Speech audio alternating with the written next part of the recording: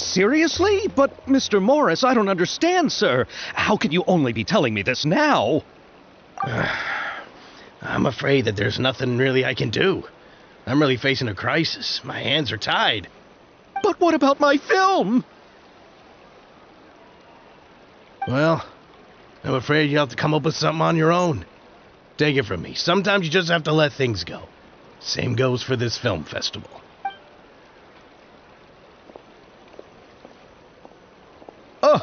Oh. Hey, isn't that Xavier? So he's back in Fontaine now. Xavier!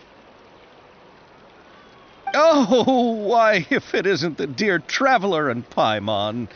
I really didn't expect to bump into you here at this time. Well, I was doing just fine until I received some terrible news just now. The investor I was working with for my upcoming film has fallen upon some hard times and is no longer able to provide the promised amount of funds. Can't you just find a different investor?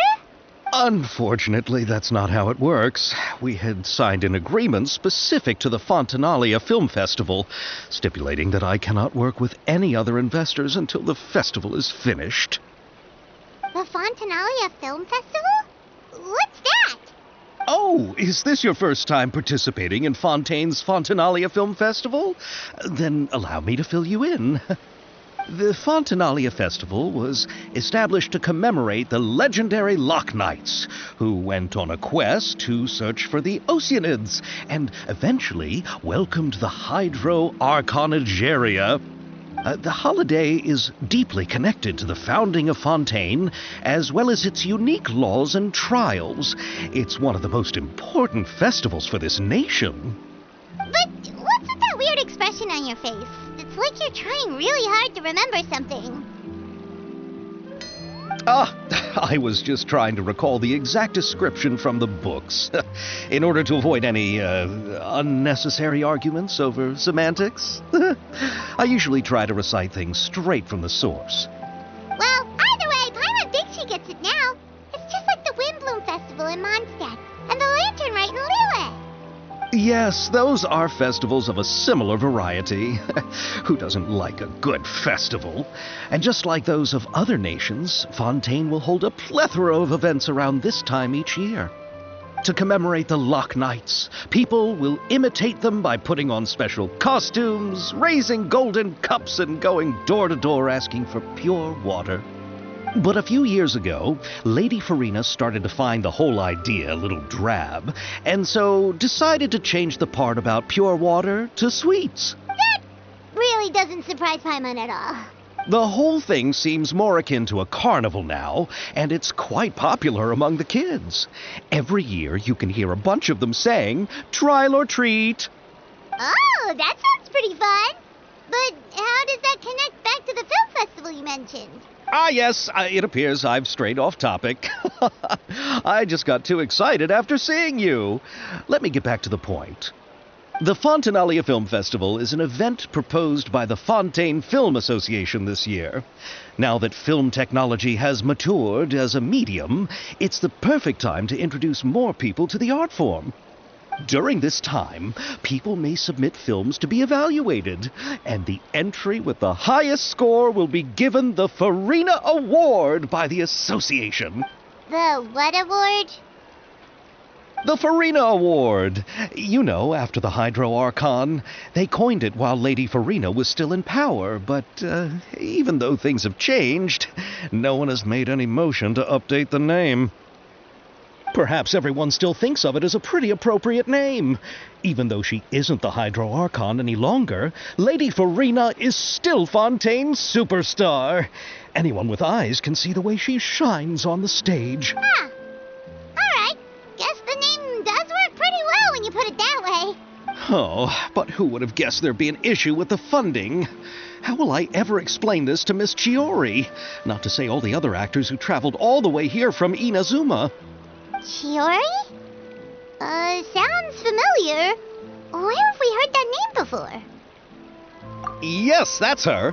I asked her to oversee the event's art direction, including the design of the actors' costumes and appearances. Oh, Paimon remembers now. Navia said that her clothes were designed by Chiori, and Kirara's outfit, too. How to describe her? Well, she tends to be pretty direct and can be very forceful when it comes to dealing with people. The fashion world in Fontaine has dubbed her the Thundering Seamstress. Her remarkable designs have led many Fontainians to become very interested in Inazuma. Anyway, Chiori is acquainted with all the actors I've invited from Inazuma. Without her help, I don't think I would have been able to get such an international cast for the film. She really is a kind soul. Who are the actors from Inazuma? Do we know them? Why don't the two of you accompany me to the Aquabus station to welcome them? Judging from the time, the Aquabus should be arriving shortly. Chiori will be waiting to meet me there as well.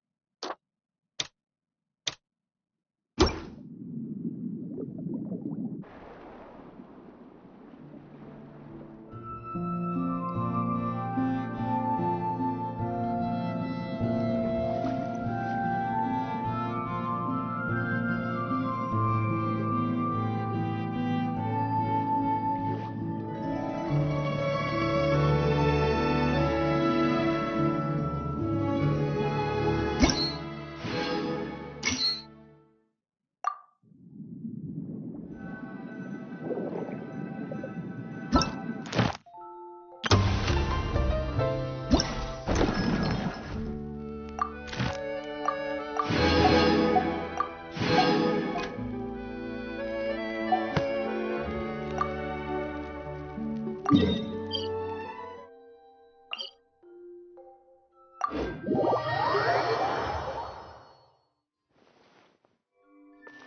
move out.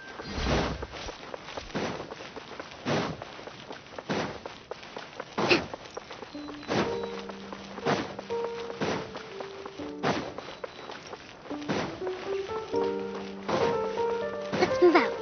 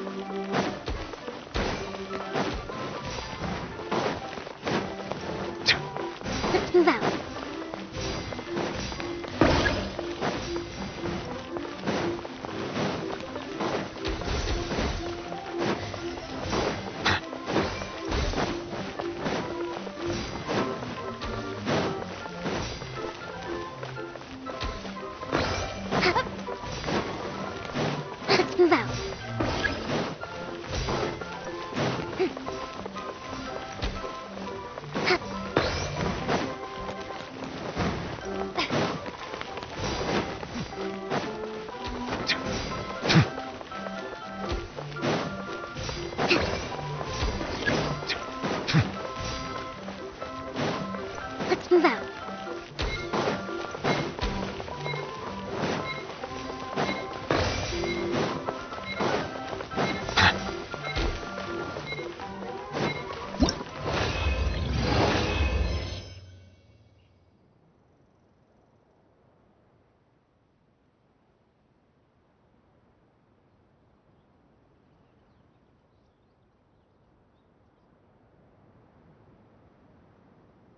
To survive hardship, you must prepare for hardship.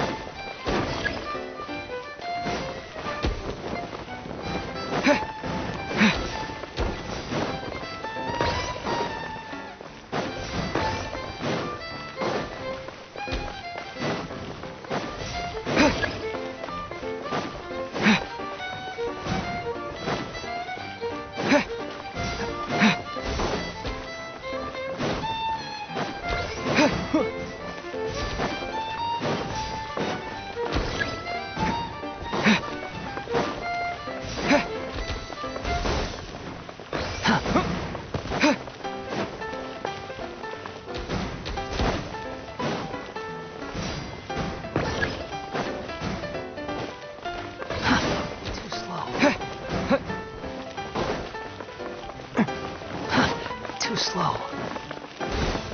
Can't catch.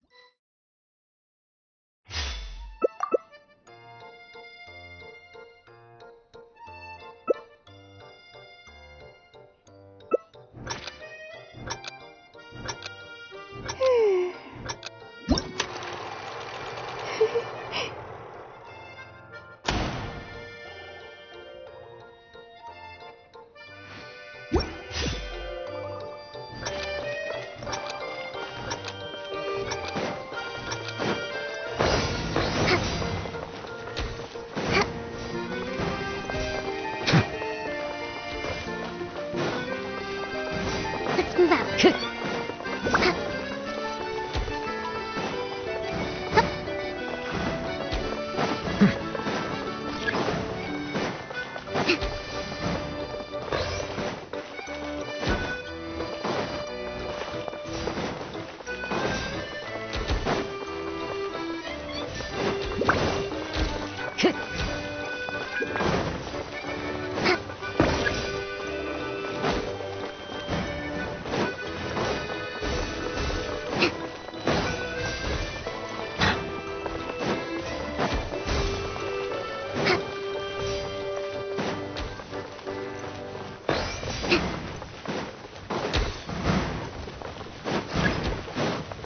Let's move out.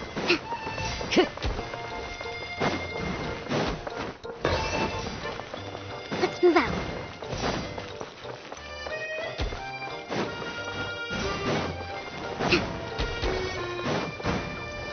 Let's move out.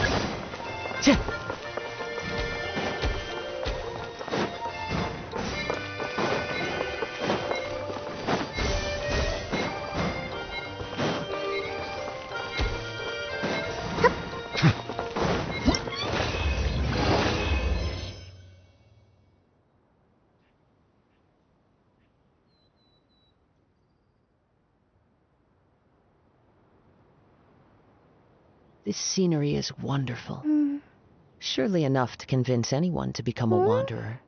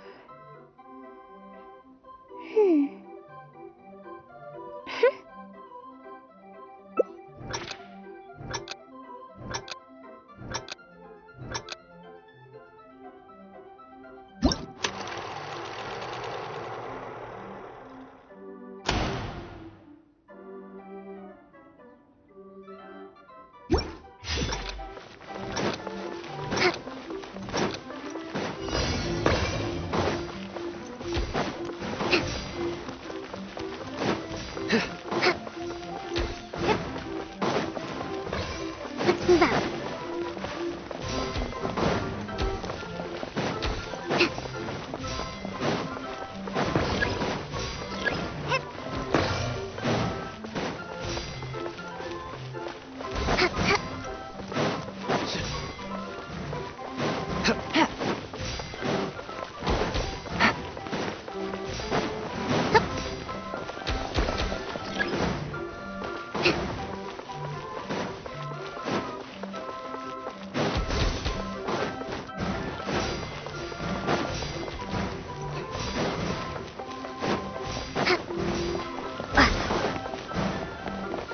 Let's move out.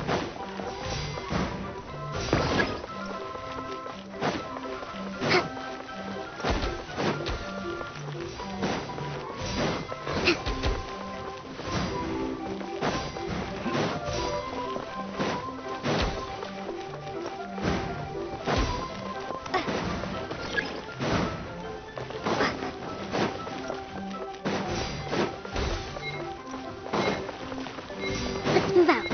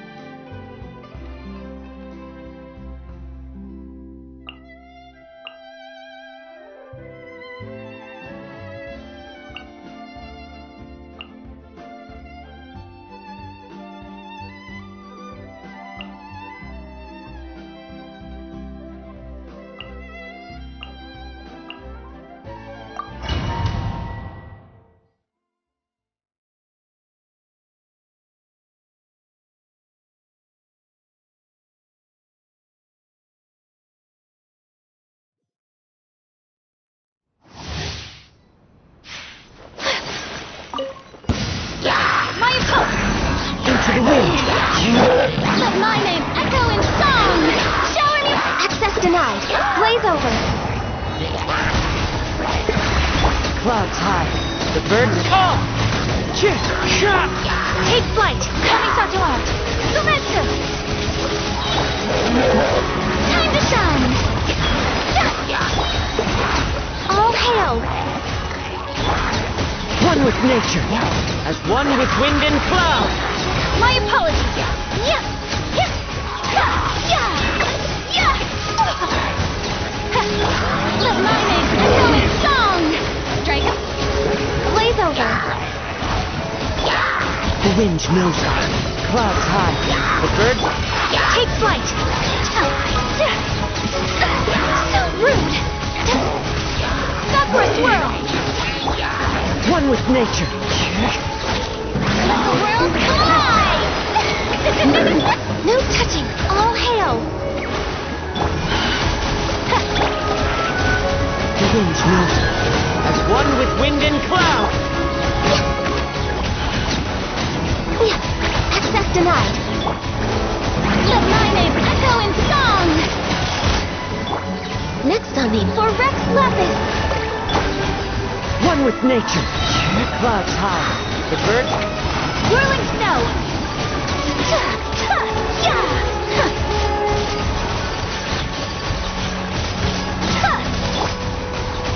The wind knows it. Strike a pose. No touching. This is long overdue. One with nature. One with wind and cloud. Embrace the ice. My apologies.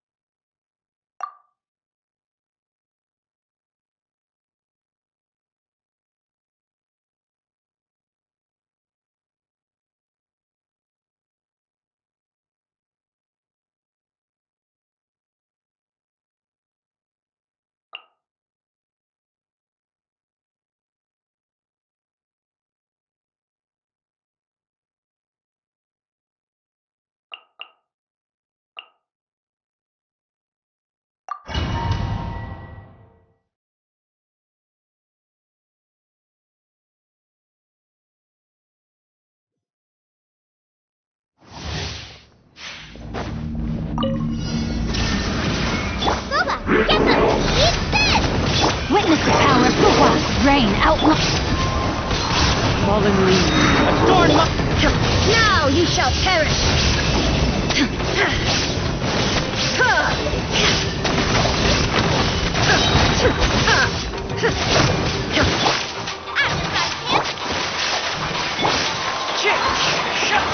One with wind and cloud. Let me leave you alone. Body and pit. You're toast! Illusion shattered. Torn to oblivion.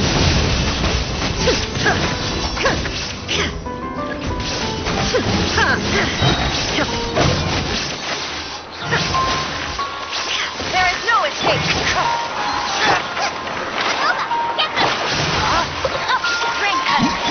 Fallen leaves. Adorn my night. Illusion shattered. Inazuma shines eternal.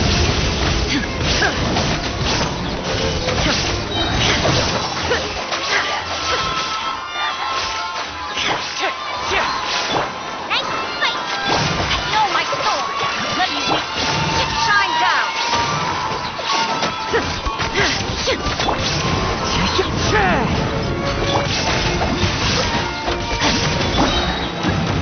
Clouds high. The birds call. Wind strider. There is no escape. Now you shall perish.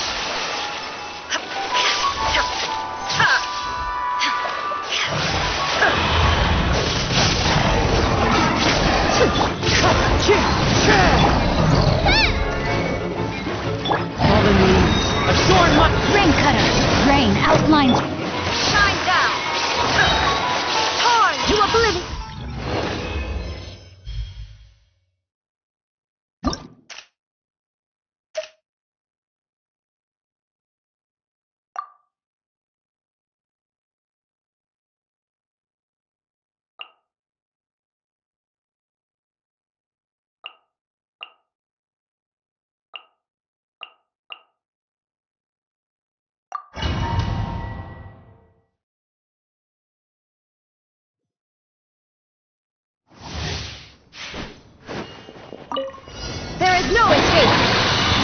light it up! Teamwork is at the frying pan into the fire!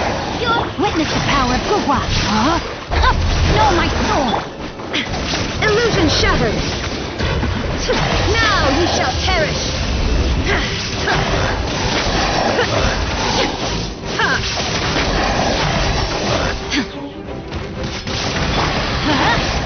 Nice and spicy! I'm going in! Let me weave you a bird. Eat this! Shine down! Torn to oblivion!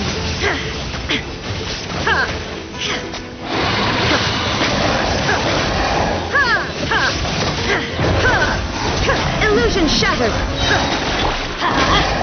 Boba, get them! Teamwork is dreamwork! Witness the power of good! Shine down! Now you shall perish!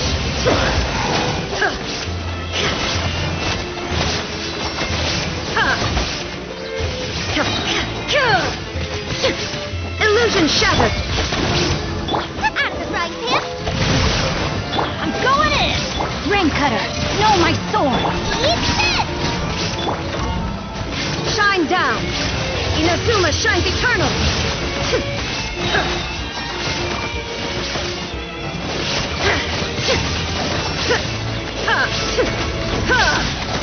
There is no escape! Teamwork is strict! Let me weave you a verse. Rain outlines your fate. You're toast! Shine down! Torn to oblivion!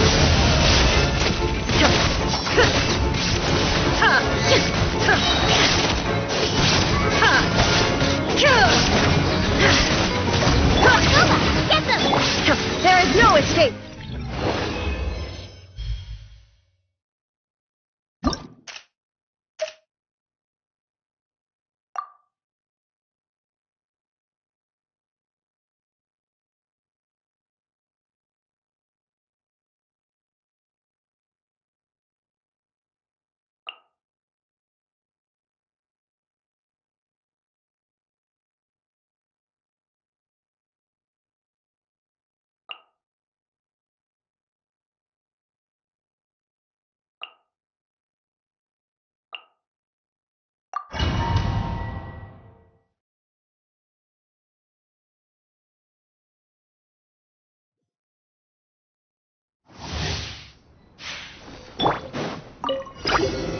Solidify! Press the advantage! I'm going in! Oni coming through! Bam!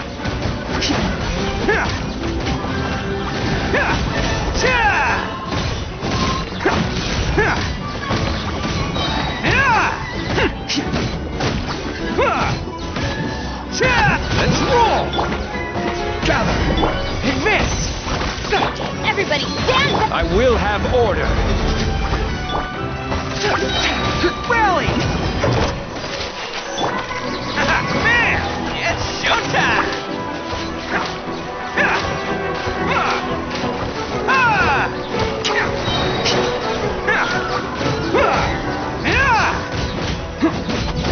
Let's roll!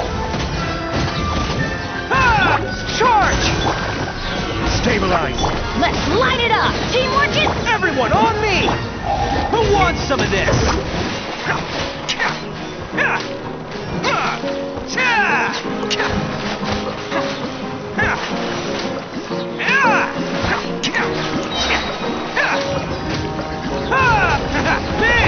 Pull in! Solidify! Everybody stand... Order guide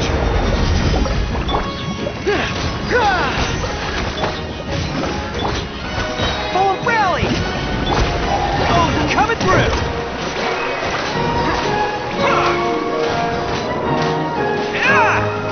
Attaboy!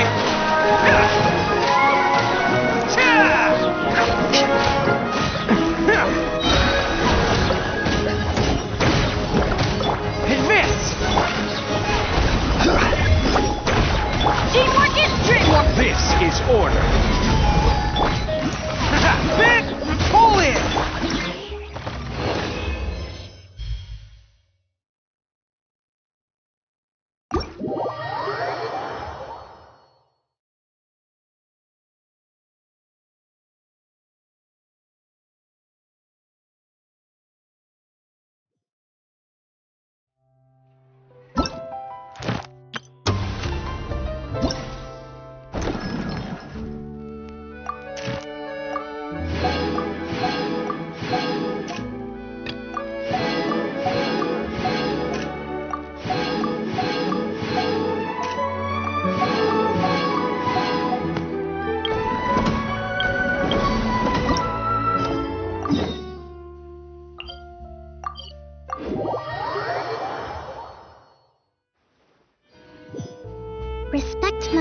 bend to the will of every creature.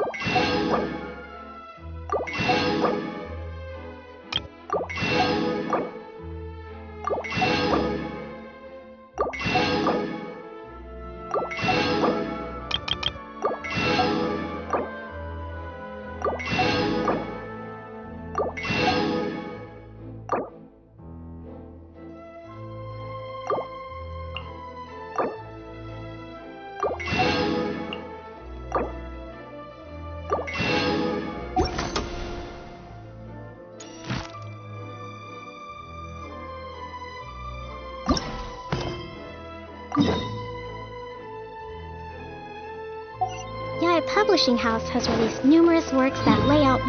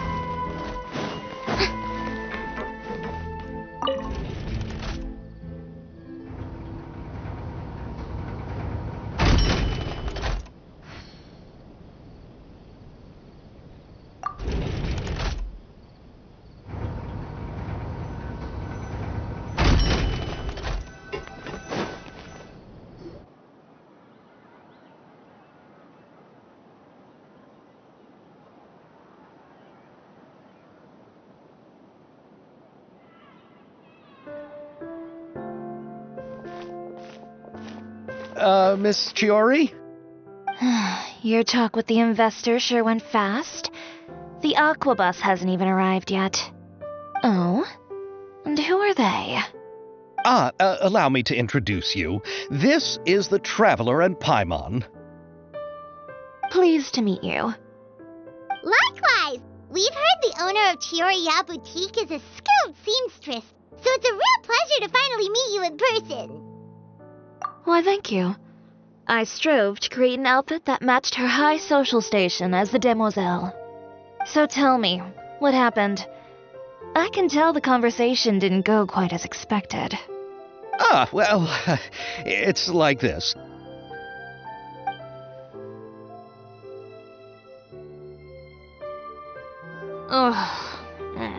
I know, Chiori, you don't have to say it.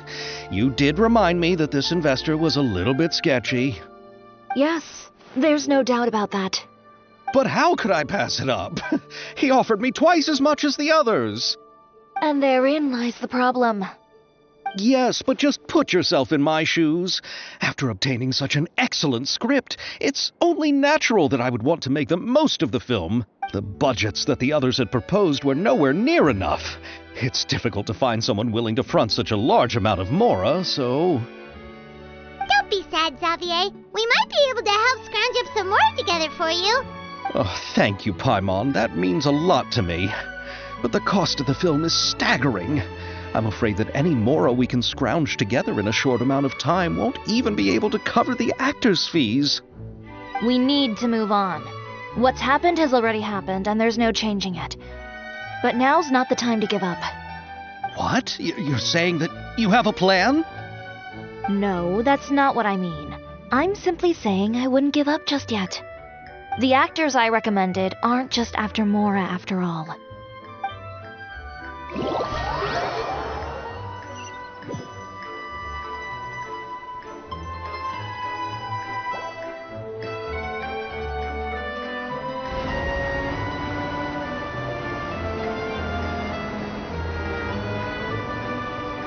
Really? Then where do you live? We Malazines live in Marcy Village. The only way to enter is from underwater. Oh, you must be pretty tired after work every day, right? I mean, you have to swim all that way just to go home. You're so thoughtful. But some Malazines choose to live in the Court of Fontaine because it's so much more convenient. This is our stop. Oh, we've arrived, but I haven't even finished chatting with Abel yet. I also enjoyed Abel's introductions to Fontaine along the way. Everything you described was so clear and detailed that we can't help but want to hear more. Thank you so much. I'm usually working here on this Aquabus, so I hope I'll have the chance to see you again. There are still many more places I'd like to introduce to you.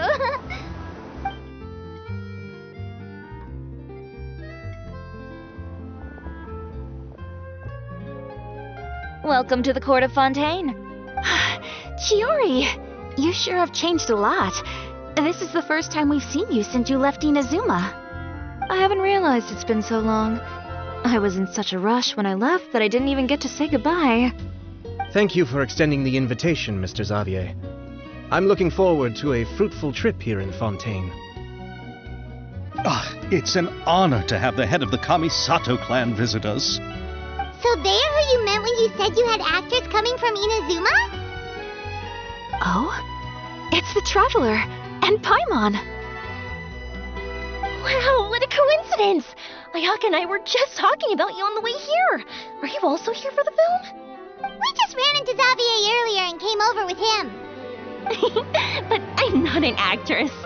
Sir Kamisato and Lady Ayaka are the real actors here. I'm just tagging along with Ayaka to have a good time together.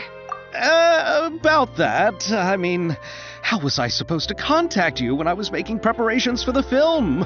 I figured you were probably busy, and I didn't want to disturb you, so I could only keep you in the back of my mind while I sought other actors to play the lead roles in the film. I had been thinking about a surprise reunion with you during our trip here, but you still managed to surprise me first. Oh, so you all know each other already! My, what a coincidence! What are the chances everyone could be brought together here like this? Why don't we go to Hotel de Boer and catch up over a meal? I've already made a reservation. Huh? Did you reserve 2 spots for us too? Yes, of course, of course. I'll be sure to tell the boss to serve a few more delicious dishes just to make sure there'll be enough food. Very well. Then please, kindly lead the way, Mr. Xavier.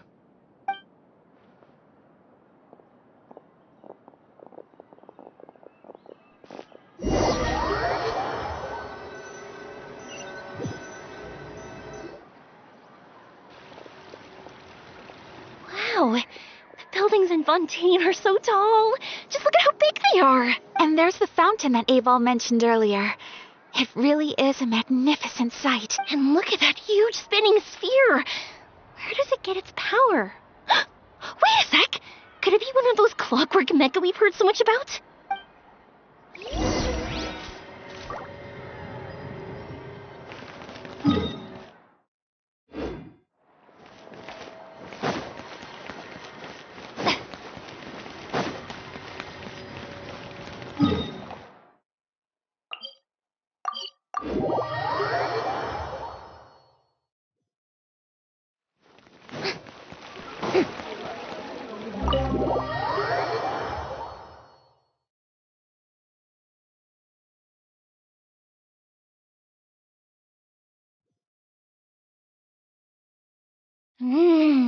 So this is what food from Fontaine is like. It sure is different from what we have in Inazuma. How should I describe it? It seems like you have to go through a lot more steps to make them. And the flavor has many layers too. Yes. When I first went to Inazuma, I actually thought the food there tasted a little too bland. It took some time for me to get used to it. Let's get back to the purpose of this trip for a moment, shall we? How have preparations for the film been coming along, Mr. Xavier? Well, I've already assembled most of the film crew, a lighting specialist, a prop manager, and a costume designer. I've also bought the copyrights from the novel's author. Oh, it's called The Two Musketeers, right? I read the script you sent me on the way here. The story is pretty good. Originally, I was planning to start filming as soon as Sir Kamisato and Lady Ayaka arrived in Fontaine, but I'm afraid I've run into a bit of a problem. Oh? What is it? It has to do with the film's investor, Mr. Morris. He suddenly informed me this morning that he's encountered some financial trouble and will be unable to release to me the amount of funding agreed upon. It's said that Fontaine's legal system is well developed. If he has violated the contract, then can't you simply take him to court over the matter? Well, I'm still more concerned about filming. Even if I were to take him to court, I'm afraid it would take months before the case could even be heard. Then, is there a way we could raise funds ourselves to solve the problem? I've considered that option too, but unfortunately, it's difficult to gather such a large amount of mora on such short notice. Besides, we have to consider the film festival's submission deadline. Mr. Xavier, if Ayaka and I were willing to perform for free, would that resolve the problem you are currently facing? What? No, out of the question. To have you come all this way just to act for free? Oh, no, that won't do. There's no need to worry, Mr. Xavier. My brother and I had actually intended to work for free after receiving your invitation. Inazuma has only recently reopened its borders, and needs to strengthen its relations and cultural ties with other nations. We didn't have many collaboration projects with Fontaine in the past, so we hoped this trip would serve as a good start for the future. Indeed. You could say that's the real reason why the Yashiro Commission agreed to come to Fontaine. I understand, but having you two act for free just doesn't seem right. Not at all. While we're officially here to conduct a cultural survey of sorts, we must express our sincerity if we want to establish formal cultural ties with your nation. This film will serve as proof of friendly cooperation and cultural exchange between Inazuma and Fontaine. It's my hope that the film can be finished and released as smoothly as possible. If you still don't feel comfortable with this arrangement, I would also be more than happy to be introduced to some other renowned individuals in Fontaine's literary and artistic circles. All right. I'll do as you say. Thank you so much. I'll make sure to cobble together enough mora now, even if it means selling my house, my camera, and every single family heirloom. Come on now, no need to go that far. I'll also help you out as a brand sponsor. Me too. Even though I didn't bring much more to spend on this trip, it's still better than nothing. You are too kind, all of you. I really don't know how to... Ew. Alright, enough about that. Now that we have Xavier's savings, my support, and 2 leads who are willing to act for free, I think we will be able to make this happen. So, instead of Mora, you'll help with filming and production. Oh, but how can we help with that? We don't know much about making a film. Alright, pull yourself together, Xavier. Tell us if there are still any open positions left among the crew. All right. Let me think. We still need a camera operator, a clapper loader, and someone to manage logistics. I originally wanted to personally serve as director, but I've been too busy working as the producer. So the positions of director and director's assistant will also need to be filled. Paimon knows what the director and the logistics support person do, but what's a clapper loader? The clapper loader is responsible for using the clapper board to record and organize the information of each shot when the camera operator begins shooting. The work requires both patience and careful attention to detail. A clapper board? Oh, you mean the thing they hold that goes clap whenever they start filming? Yes, that's right. Are you interested in that job? For sure! Paimon's always wanted to try that. Alright, then you'll be our clapper loader. I can find someone from the store to help with logistics. What do you think, Xavier? Fine by me. As for our camera operator, I was thinking of letting the Traveler take the role. Oh, he's great when it comes to using a camera. Paimon can't even count how many things we've taken photos of during our journey. Yes, that's also what I was thinking. I noticed the Traveler had an eye for photography and composition when we worked together previously. I'm sure that's due to the traveler's journey across Teyvat and all the places they've seen. After so many adventures, using a camera must be second nature by now. What do you say, Traveler? Are you interested in the job? Thank you. It really means a lot to me. Come on, friend. Let me give you a big warm hug. So all that's left for us to find is a director and an assistant. Oh, me! I want to be the director's assistant. All we need to do is help the director, right? All right, then all we need is a director. Oh, all the well-known directors in Fontaine are probably also busy working on their own films these days. I'm not sure who will have time to help. Oh, Farina helped out a theater troupe recently by serving as an artistic consultant. She could be a good director, right? Besides, it's not like she has anything else to do right now. Do you really think Lady Farina would be willing to help us with our humble project? Isn't that the name of Fontaine's Hydro Archon? My brother has already informed me about what happened here in Fontaine. Yep, that's her. She helped out a theater troupe not too long ago, and now she's taking up work as a director. Well, I saw that musical. Her performance was perfect, and the storyboards were also excellent. Don't let her form or identity intimidate you. She's the best candidate we can think of right now. You'll never know until you give her a shot. Fine, you're right, Shiori. Then I'll have to ask the Traveler and Paimon to show me the way to Lady Farina's residence. I just hope she'll agree to help. Do you need us to also come along? No, there's no need to trouble you with this. Besides, you've just arrived in Fontaine, and I'm sure there are many places you would like to visit. Just leave this task to me. It's part of my duties as the producer. Very well. Then we'll be waiting to hear the good news. I'll go with you.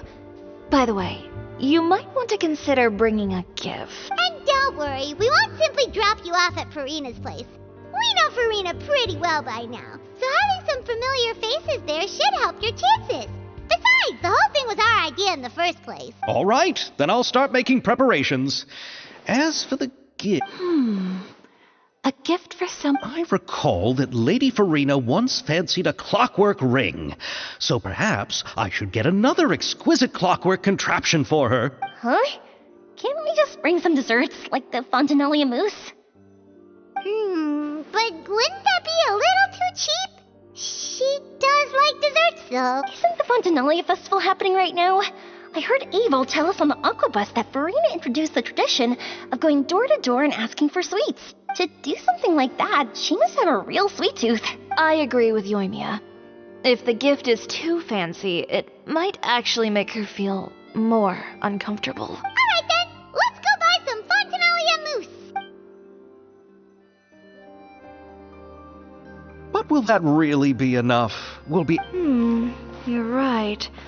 We need to further... Huh? You want something even sweeter than Fontinalia mousse? Yes. We'll need a gift that's sweeter than any dessert in the world. But what could that be? Your words of praise.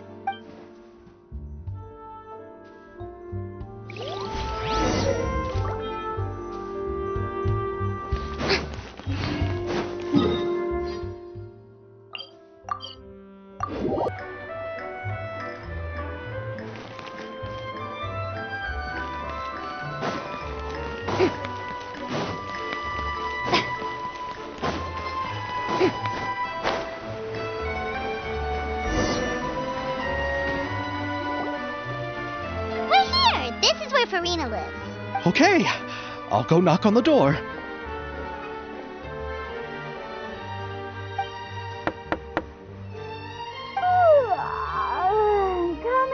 Coming.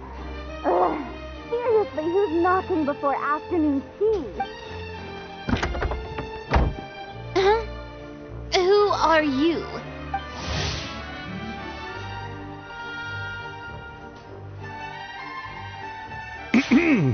Lady Farina, please allow me to introduce myself. I am Xavier, a film director. Hello. Oh, is that the Traveler and Paimon I see behind you?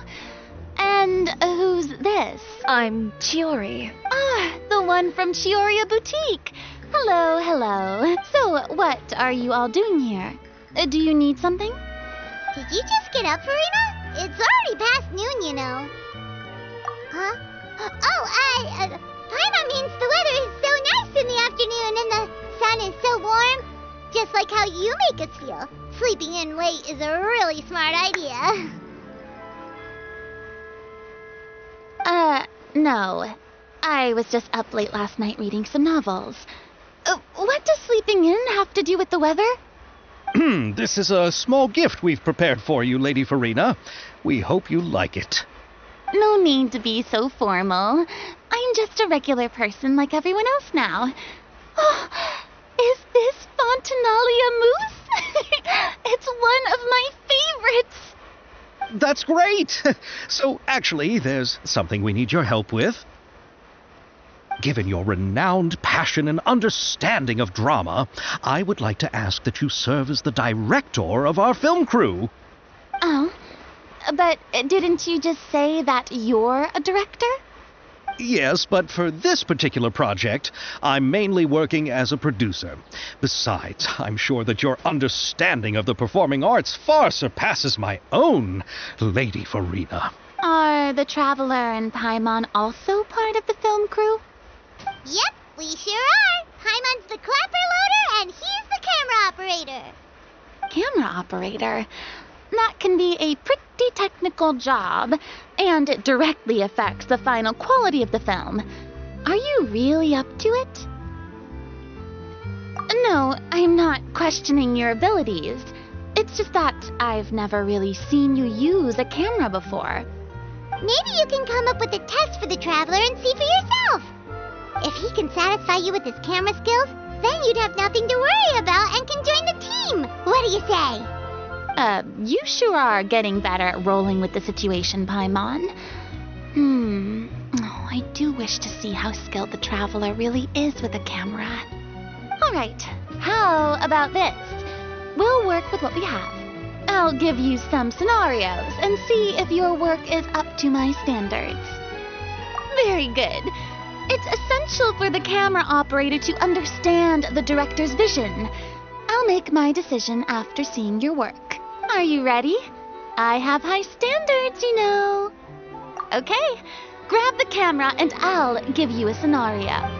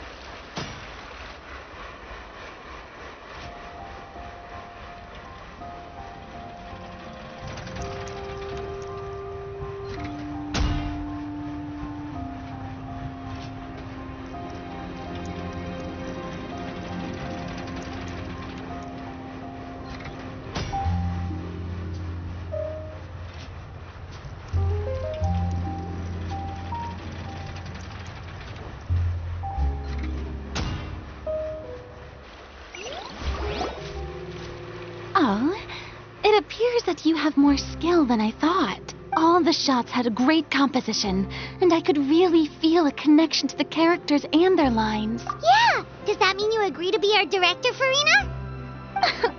Did you think I would agree just like that? After our performance of The Little Oceanid, I've begun to make a name for myself again, you know. In fact, I've already had several troops approach me for the Fontanalia Film Festival. Unfortunately, the scripts were all pretty boring and didn't pique my interest. If others were to find out I agreed to work with you so easily, then, well... Hey, but didn't we have a deal? What else do we need to do to convince you, Farina? Well, what about the pay? Huh? You know, how much you're willing to pay me to be the director? The pay is also an important factor for me to consider, you know. Well, I can offer you this much? What? That's all? If Nervulat were to hear of this, he could charge you with underpaying your labor. I'm sorry, but our crew is in a tight financial spot at the moment. I see. Well, even though it's highly unlikely now that I'll join your crew, there's still something I'd like to ask. Exactly what film are you planning to make? Oh, our script is an adaptation of The Two Musketeers. Huh? Wait, you mean the suspense thriller novel that was a #1 bestseller? Oh, so Farina's read it too. Of course I read it. I've always had a keen interest in artistic works that strike a chord with the populace. I see. It all makes sense now. You must have used most of the budget to pay for the copyright. Not really. The novel's author transferred the copyright to me practically for free once he heard that I wanted to make a film adaptation of the story. The lack of budget is due to another issue. He probably just wants to get his name out there. So, Mora isn't the most important thing to him right now. It reminds me of a delivery courier who wears one of my designs while traveling all across Teyvat. I didn't charge her much for the outfit either. The exposure she provides for my brand is well worth it. So, are you a big fan? Well, it's alright. The pacing of the story is good, but the character relationships could use some work. When I was reading it before, I always felt like some things were left on a rather unsatisfactory note.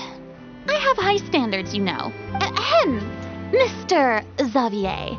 If, hypothetically speaking, I agree to be the director, how much freedom would I have in terms of script revisions and creative interpretation?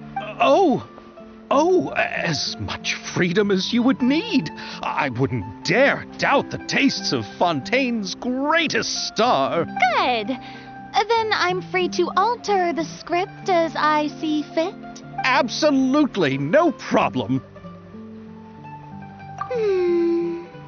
All right. It seems that your crew really can't go on without my care and direction. So, you agree? Yes, I agree. Although the pay is well below what someone of my caliber deserves.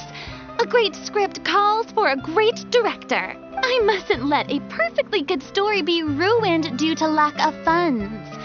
If you have fine cheese and bread, you wouldn't just let it sit on the counter and get moldy just because you lack an oven, right?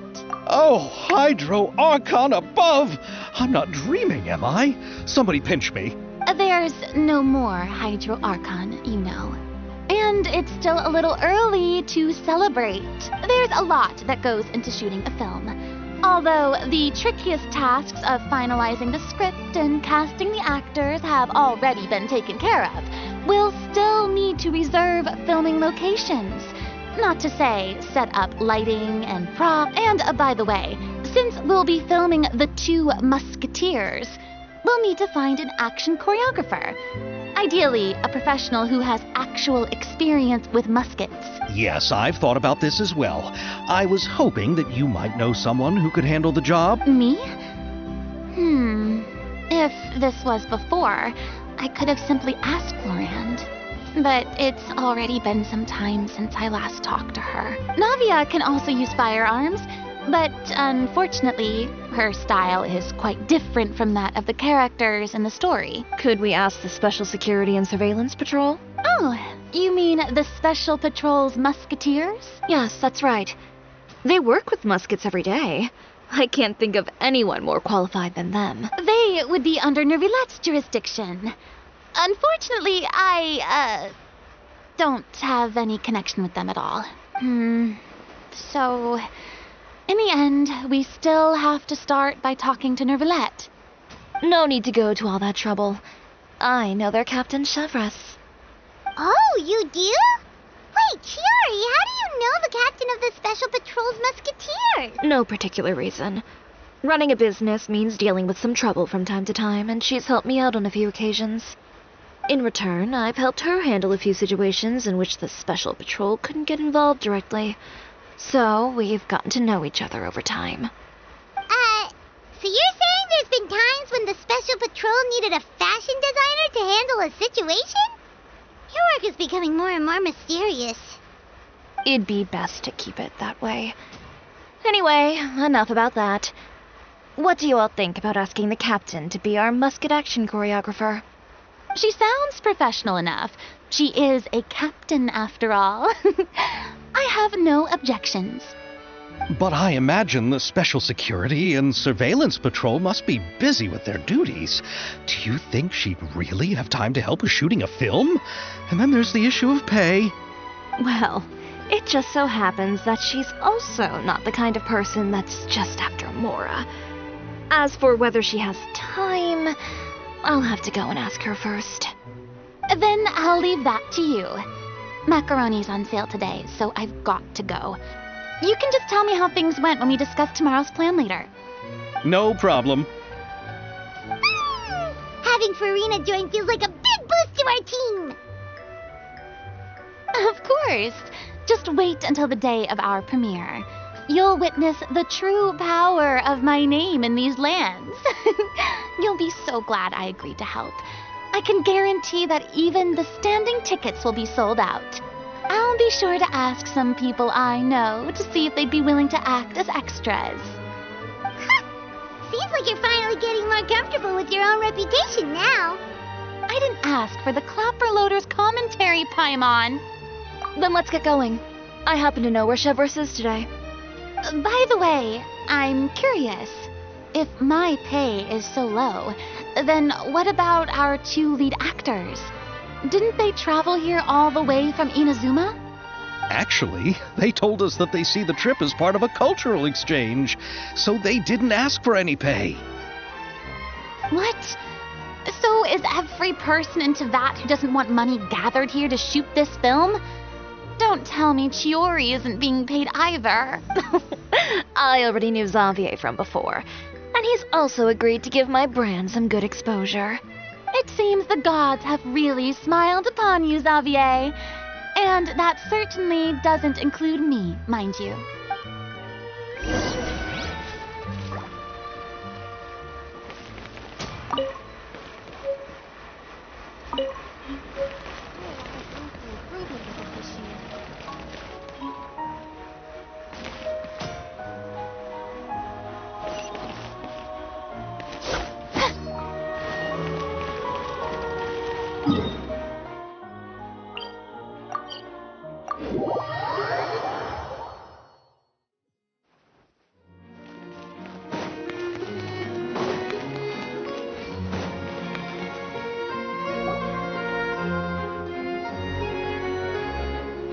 All right, this is the place. But where's the captain?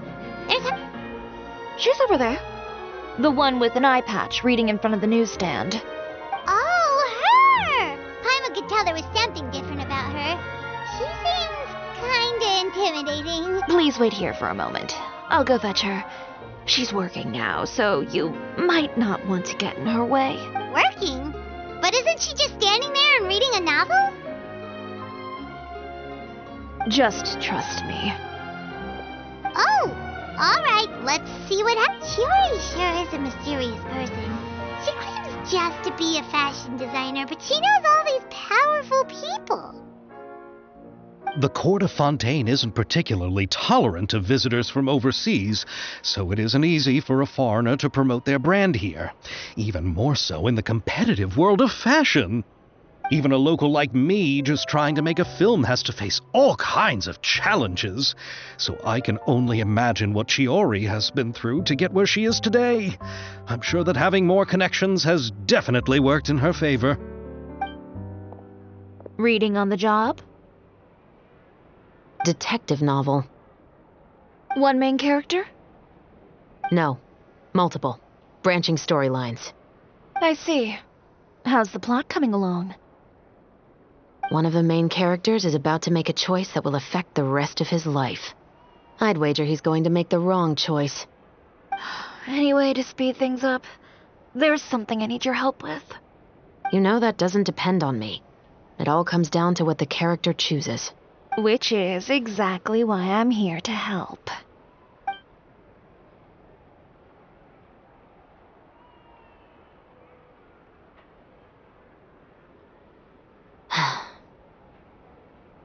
All right. It appears he made the wrong choice in the end. Halt! Huh? What's going on? Hand over whatever you're holding. Oh, it's just a book. I didn't buy anything else. Then I'm sure you wouldn't mind letting me have a look. Excuse me, officer. I don't mind you standing around here, not purchasing anything, but I'd prefer if you didn't disturb my customers.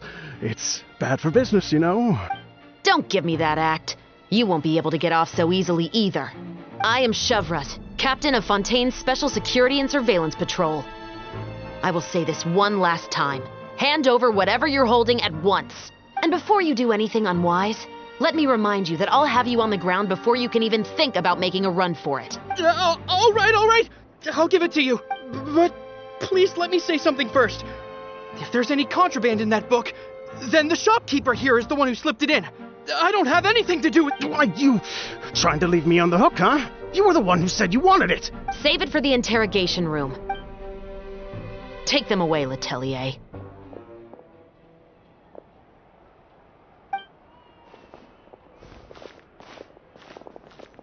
What's going on here? One second you're reading a book and the next you're escorting people around. And who are... Oh! Aren't you the traveler who's been all over the papers recently? Chiori, I'm assuming what you wanted to ask me about has to do with them, right? Maybe I can let you in on what's happening then. Now that Vache has been brought to justice, no new shipments of synth will be made and distributed to sellers. The Fontaine guards have been busy collecting the remaining synths still circulating on the market. Thanks to a tip from our reliable source here, this should be the very last batch. Oh, so you were pretending to read a book in order to catch the bad guy. Oh, Paimon almost forgot to introduce ourselves. Paimon is Paimon, and this is the Traveler and Xavier. Hey, I'm Chevruz. You probably already heard me introduce myself, so I won't bother repeating it. Yeah, why didn't you make a move as soon as you had the chance? Were you worried that my intel wasn't accurate? No, I wanted to see if the shopkeeper would turn himself in first. All he had to do was come up to me and say that he didn't know where the synth had come from. If he did that, then I wouldn't have had to press charges on him. He had the whole day to turn the synth over to Chevrus. But instead, the moment I came up and blocked Chevrus's line of sight, he took the opportunity to sell it off. Yep, he made the wrong choice, even though the right choice was right there in front of him. But you knew they wouldn't make the right choice. Yeah, I knew. I was just hoping I'd be wrong for once. Enough about that, though. What did you want to ask me about? Oh, you see, it's like this.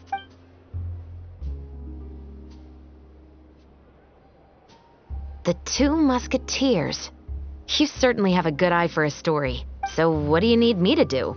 Just be the action choreographer for the actors? Yes, that's right. I want to make sure we get all the details right. I want the actor's posture and understanding of firearms to be as realistic as possible. However, I'm afraid this work will require a bit of your time, since you'll have to be present whenever we're filming. Also, as for the pay... No need to say any more. I'll join. Huh? Just like that? Really? You're willing to help us with our humble film project? Sure, it's no big deal. As I said, we've wrapped up our investigation here, so I don't have any other tasks on my plate for the moment. Besides, I personally really like this novel. I even have the collector's edition at home. Stories where justice prevails over evil never get old for me. Then we've got a deal? Yes, I'll see you on set tomorrow. Oh my! I can hardly believe it! I should tell Lady Farina immediately. Oh, and I must tell the prop manager and lighting technician to get everything ready. We start filming tomorrow! Calm down, Xavier. The film is going to take more than just a day to finish. Still, I should also head back now and start preparing the actors' costumes and makeup. All right, guess that's it for today. Traveler, Paimon, please stay for a moment. I have something to tell you. Then I'll take Xavier back. Poor thing. He's so excited that he can't even walk straight anymore. I don't want to spend our first day fishing our producer out of the fountain. Yep, see you tomorrow.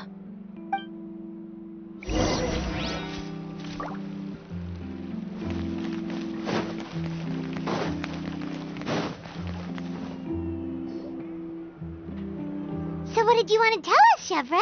Have you read The Two Musketeers? The story is about a pair of children born into the household of a baron and their struggle to survive together and take revenge for their mother. They were raised at the baron's estate, where their mother worked as a maid. The two were illegitimate children that the Baron had with the maid, so they were never treated well by anyone. One day, upon returning home, they found their mother had been murdered and left dead on the floor. It was quite evident that the culprits were the other members of the Baron's household, who never had any kind words to say to them. However, the Baron was able to exert his influence and keep the whole thing under wraps. The mother's death was eventually deemed as a suicide, and there was no chance of bringing her murderers to justice. The two siblings decided to flee and someday avenge their mother. Many years later, members of the Baron's family suddenly started turning up dead one after the other, all killed by gunshot. A rainbow rose was found on each of the victims' bodies, being the flower that the kid's mother liked best. The Baron believed that the mother's soul had come to take vengeance on him, so he lived in fear each day. But it was actually those two siblings who had fled all those years ago.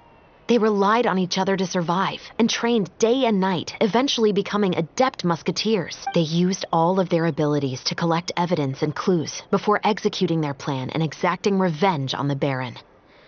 Their actions let the truth behind their mother's death be known to all. That's quite an exhilarating story. Yep, the Baron got what he deserved for his evil deeds, and justice was able to prevail.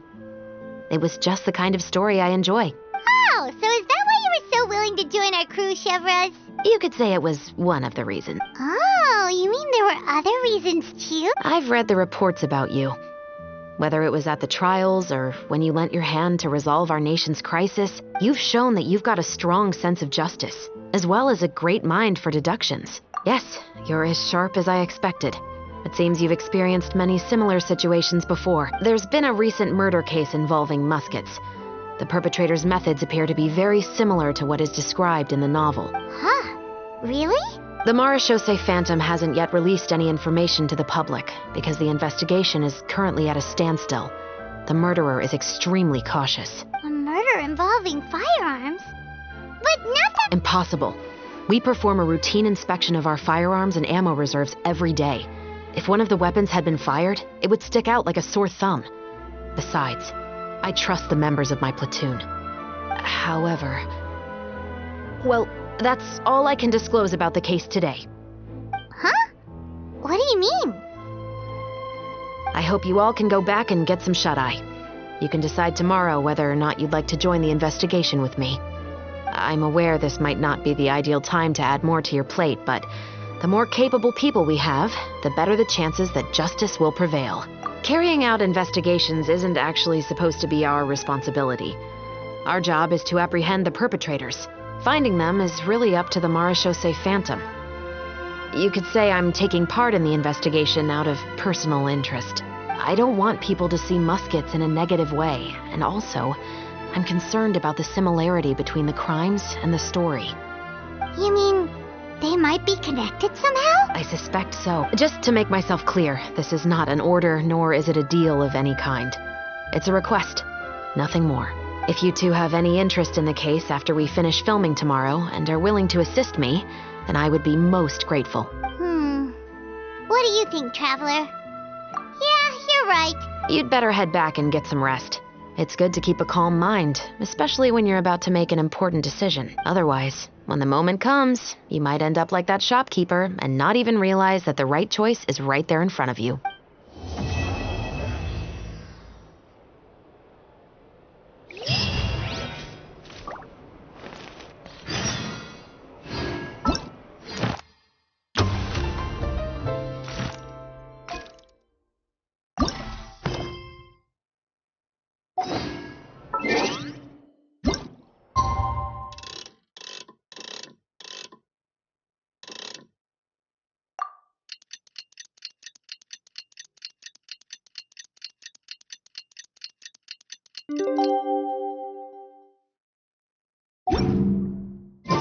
It's finally time to meet up with everyone.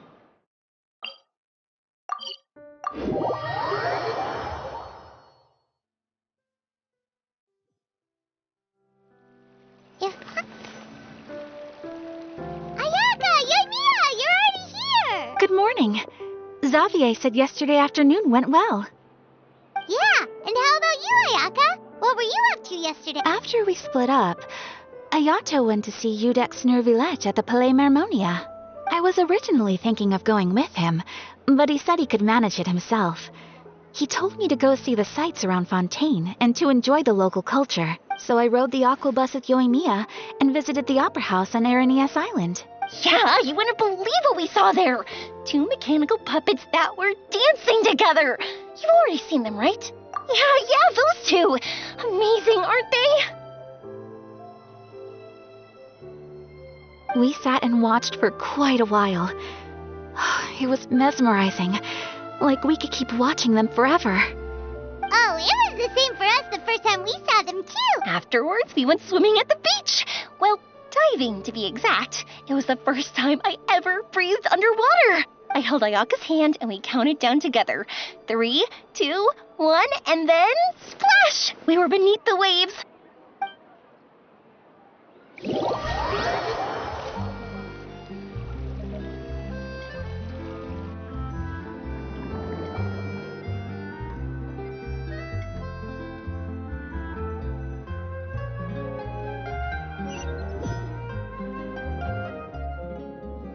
At first, I didn't dare to open my mouth. But once I couldn't hold my breath any longer, I decided to take a big breath in. Turns out the water wasn't as salty as I imagined. It didn't really taste like anything at all. Before I knew it, I was breathing like normal down there. It was an amazing feeling. Ayaka said I was too nervous and needed to loosen my grip. She got used to everything way faster than I did. I knew that the Traveler could do it, so I had no doubt we could do it too. That helped me feel at ease as soon as we dove in. The underwater world in Fontaine truly is beautiful. I love seeing the romaritime flowers blossoming underwater, like little candles lighting up the streets at night. Yeah, and there were so many creatures that we'd never seen in Inazuma. Like those fish that shimmer like a sword blade. Whoosh! Oh, and those big fish that call when they see people. Ooh. Oh, you mean Hunter's Rays and Blubber Beasts. I just love the name Blubber Beast. Just wait till Pops and the others hear about this. They probably won't believe a word I say.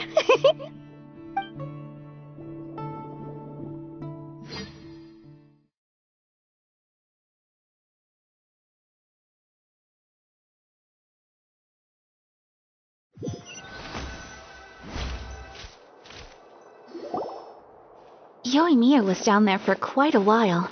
It was dark before we finally rode the aquabus back to the city. I figured she'd want to sleep in today. Yeah, even I was worried I wouldn't be able to get up.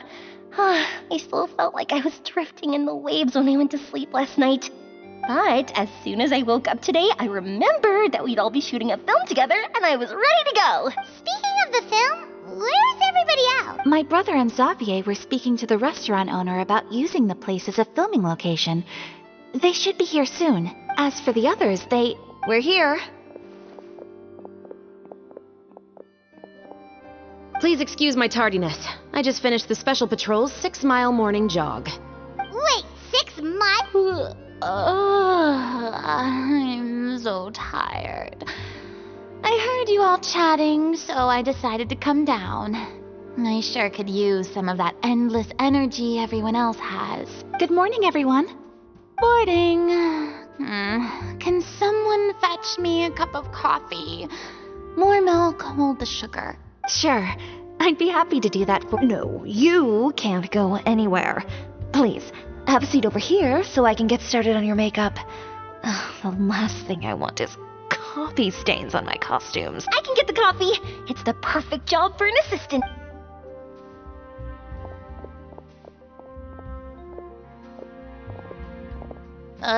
So much energy. Seriously, what's her secret? Oh, Yoimiya's always like that. But you sure look exhausted, Farina. It's because you're not used to waking up so early, huh? Of course not. I spent the whole night reading the novel from cover to cover, marking sections that either need to be omitted or adapted. Wow. Paimon didn't expect you to be so thorough. Well, I was the biggest star in all of Fontaine after all. It takes more than just a pretty face to earn a reputation like that. I know how to get serious when the situation calls for it. I went all out when I was acting as an Archon, So why wouldn't I do the same for my own life? Here's your coffee, Director Farina. Oh, thank you. The sound of being called director and the aroma of coffee feels almost as refreshing as hearing the birds chirping in the morning. Ah, it seems everyone has managed to arrive on time. We've reached an agreement with the restaurant owner. We are free to use the second floor to shoot our film. Really? That's great! He is really looking forward to our film, and hopes that providing his restaurant as a filming location will attract more customers. Well then, Mr. Xavier, I'll leave the rest to you. Okay, thanks. First, I'd like to introduce our new members. This is our prop manager, Veronique. She'll be in charge of all the film's props and items. And this is Bono, our lighting technician. He'll be in charge of lighting and illumination to set up each scene's atmosphere. Wow. Sure feels like we have some real professionals joining the crew now. First of all, please allow me to first express my sincerest gratitude to everyone in the crew. When my investor informed me yesterday that he wouldn't be able to provide the funds, I really thought that this was the nail in the coffin for this film. I had no idea that I'd find so many people willing to help me on such short notice. Thank you. Thank you all from the bottom of my heart. No need to be so cordial, Mr. Xavier. We're all honored to be a part of this. Your works made a profound impression on me when I saw them back in Inazuma. I am sure that someday, this film will be remembered as a prime example of cultural exchange between Fontaine and Inazuma. Yes, the story is the reason I agreed to join. I can't bear to even imagine what this film would look like without the very best director. Anyway, I would like to make a promise to everyone that as the producer of this film, I'll do whatever I can to ensure that everything goes as smoothly as possible. This is not just my film. It also embodies the thoughts and feelings of every person here, as well as the endless effort we are about to pour into it. So, without further ado, the Two Musketeers will officially begin filming now! You may take it from here, Director Farina. All right, listen up, everyone. The first scene takes place when the two young musketeers are living at the Baron's home, still unaware of all that is about to happen to them. We'll need props and lighting to set the scene. Our lead actors can go get their makeup done, and extras, please take this time to go over your position. Whoa. Seems Farina's really kicking things into gear as the director. Is everyone clear? I don't want anyone traipsing around the set like umbrella finches. All right, cameras will start rolling as soon as the set is ready. Let's make a film that'll make some serious waves in Fontaine. Not the kind of waves that drown people. I mean, the good kind of waves. Seems like she's still a bit traumatized by that. Anyway, let's go see if there's anything we can do to help.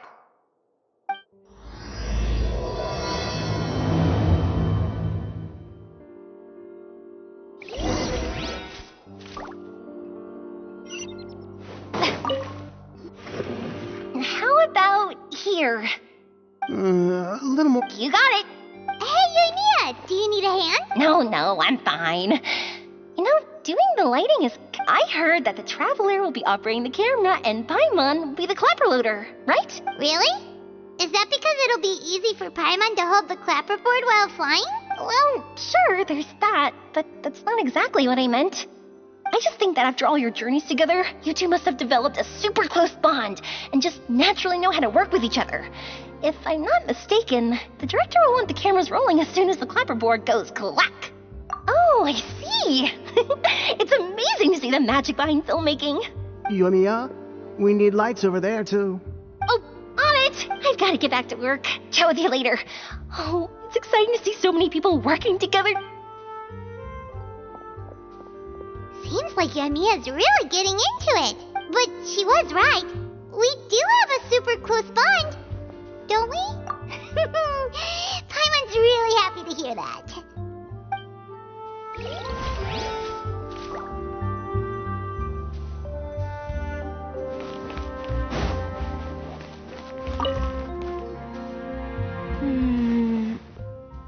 Ayaka has mentioned you to me before. She said that you two were great friends when you were kids. No talking. I'm thinking about how to do your eyeshadow. Ah, yes. To help me really look the part. To achieve a more young and naive look for this scene. Are you saying the wrinkles around my eyes are too deep? You just have too much of a calculating look in your eyes. You sure don't mince your words. It seems you really haven't changed much. Quiet.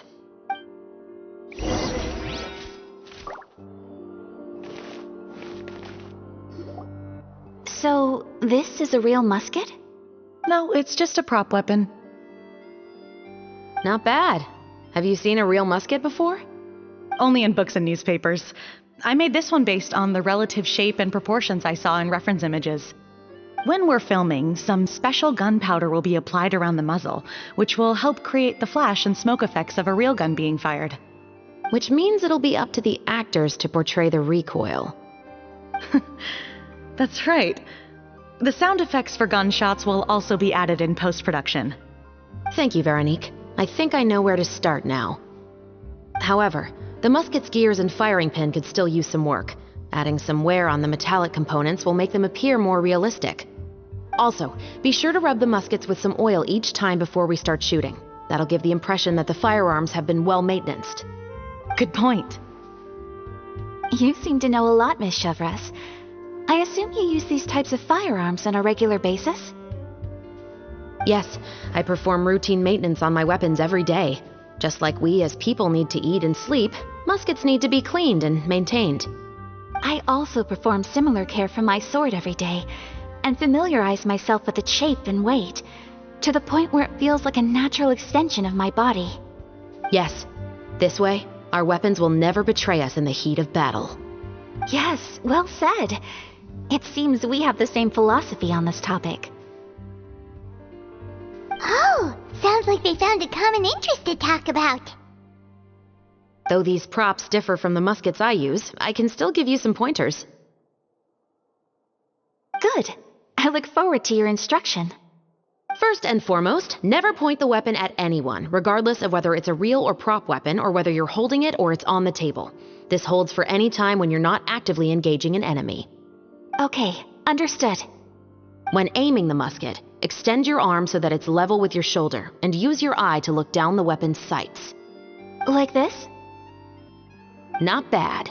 Now, try saying your lines. This is the end of the road for you. Good. Now turn your body a little. That way, you'll give your enemy less of a target to work with. And relax your shoulders. Here, allow me to demonstrate. This is the end of the road for you. Huh. Excuse me, Miss Chiori. Director Farina, there's something I wish to discuss with you. Oh? What is it? Like this?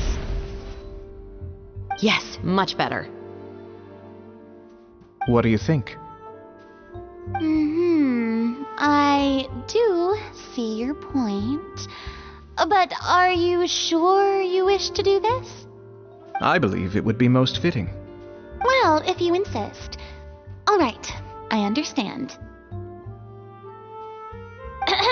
Miss Ayaka, Miss Chevres, could the two of you please come over here? Huh? What's going on? Are we gonna start filming now? Let's go see.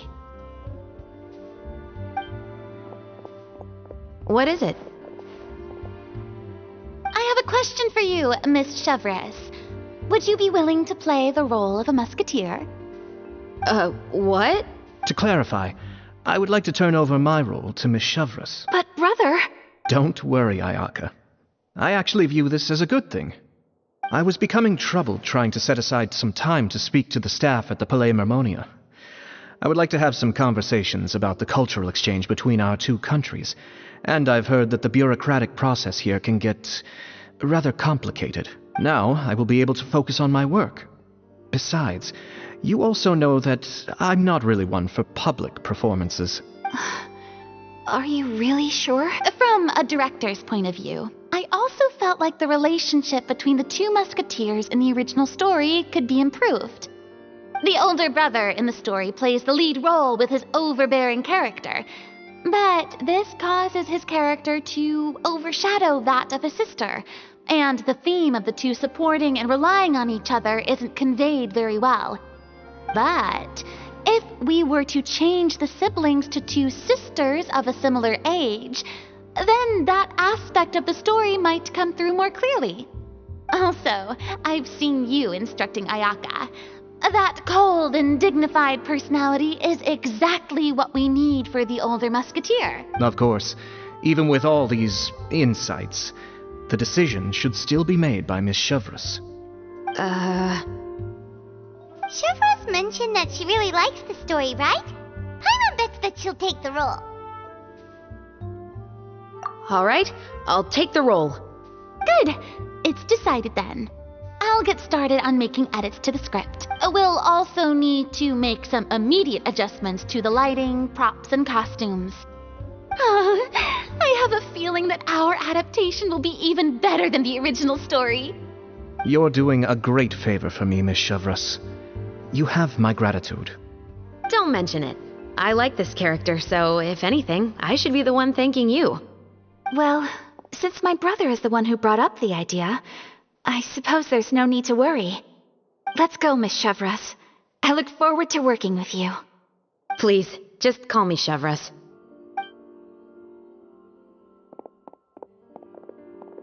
Seems like you're really going out of your way to solve the problem I was having with your makeup. Surely you jest, Chiori. I assure you that I was mostly motivated by a desire to spend more time on formal business. Oh, come on. You really think I'd buy that? According to what I've heard from Ayaka, her brother is someone who can juggle 10 different matters at the same time. I'm sure you have other reasons for backing out. Perhaps.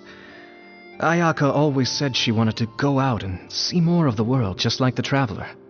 But I feel that she needs not only to see other nations, but also to make some different kinds of friends. I think it would be harder for her to make new connections with me constantly by her side. I would like to give her some space. Alright, go on. Spoil her some more. Ayato, it's too bad you're stepping down from the role. Paimon really wanted to see you act as a musketeer. No need to poke fun at me. I'd wager that you also felt that I wasn't the best candidate for the role. It's a little hard for Paimon to imagine you saying those lines.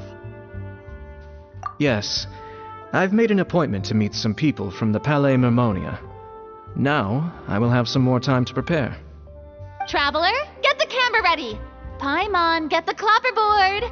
Actors, to your positions. We're about to start shooting the first scene. Go on now.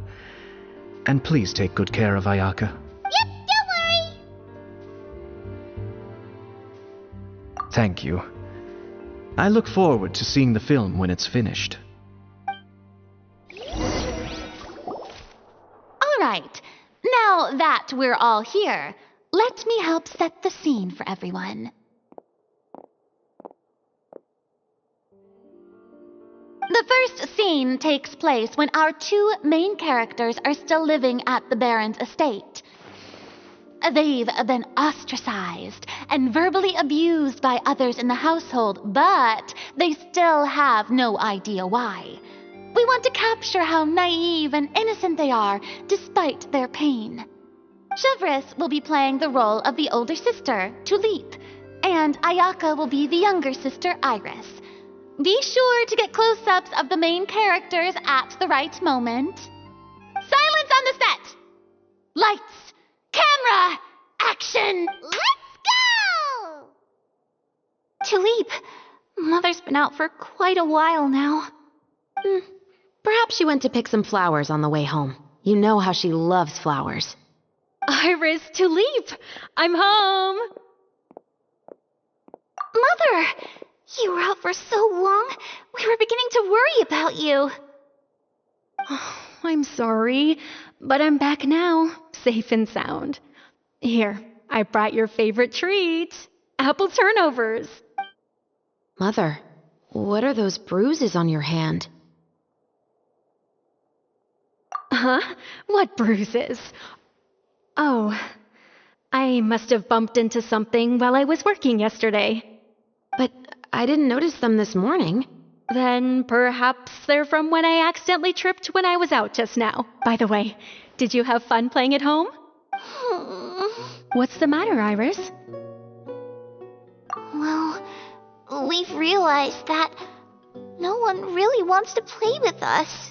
They even took Iris's doll and spat at us. And they even called us names. They said we were... Shh. It's all right. Don't worry. It doesn't matter what anyone says. Don't listen to them. No one can define you with such words. You both have wonderful lives ahead of you. Just like your names. You will both blossom like beautiful flowers. Maybe your time to blossom hasn't quite come yet. But one day, you two will bloom more beautifully than anything else. Don't let the soil you're in now ruin your future beauty. Understand? My dear daughters. And cut! Not bad. The actor's emotions were all on point. Let's keep that take. Also, if our clapper loader could avoid shouting at the start of the scene next time. Oh, got it. Great. I was a little worried that my nerves would get the better of me. What about you, Chevros? I felt fine. The lines weren't too difficult at all. Seems like Farina must have adapted the role nicely. You two were great. I couldn't tell it was your first time acting in a film. You should have more confidence. Thank you for your encouragement. Positions, everyone!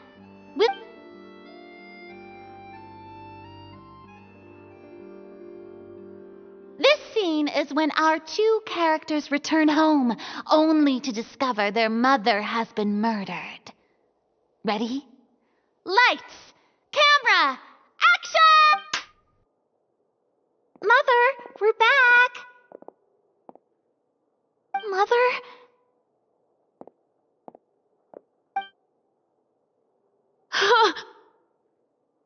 What's wrong, Tulip? Iris, stay away! Huh? Why? What's... Mother! Mother... She's... There's poison in this cup. Huh? I could have sworn I've seen this kind of cup before. Those aristocrats. They didn't even try to cover up their actions.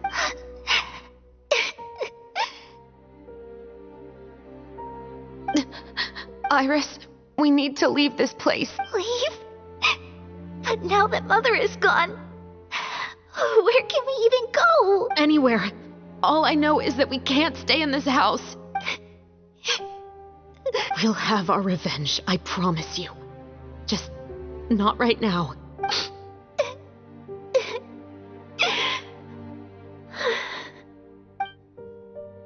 Come on, let's go. No, wait. We can't just leave Mother here like this. At least let me leave this rose with her. That's why we went out in the first place. To buy her this flower. All right. Goodbye, Mother. We'll avenge you. Someday. And cut! Beautiful! Great performance! Oh my, you're so amazing, Ayaka! And were those real tears I saw? How did you do it? I was surprised too. Thank you for the kind compliments. Actually, as soon as Director Farina said action, I told myself not to think about anything. I just felt the weight of the moment and became the character. It's quite similar to practicing the art of the sword. You clear your mind and focus only on what's happening in front of you. Ayaka's performance was amazing. Have I discovered an acting prodigy? Pipe down, everyone! We need to move on to the next scene!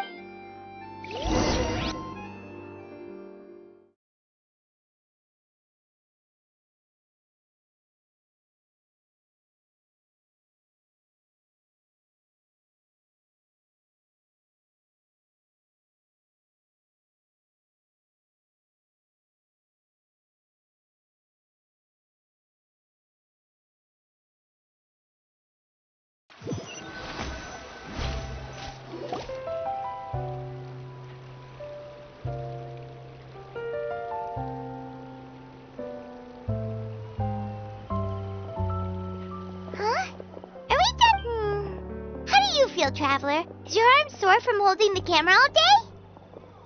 Good work, you two. You too, Chevres. You were quite the actress today. I've read this novel many times before. I have a good grasp of my character's mindset. Anyway, do you... Oh, right! We were having so much fun that Paimon nearly... You have a case where the murders seem really similar to the cases in the novel, right? In the story, the main characters grow up to become 2 Musket, and on each of the victims, they place a rainbow rose as a signal that they've returned. Yes, that's correct. We found rainbow roses just... Oh, that does, especially after seeing the script today. Oh, now Paimon can't stop wondering what kind of ulterior motive the murderer might have. What do you think, Traveler? You're... Good. On behalf of Fontaine's Special Security and Surveillance Patrol, thank you for your dedication to justice. There's no time to lose. We should... Huh? Right now? The most valuable intel always comes after nightfall. They are like small, remote islands in the middle of the sea. If you don't stay vigilant, you will pass right by them in the fog. That's how one of my favorite books always put. So, where are we going right now? Let's start by...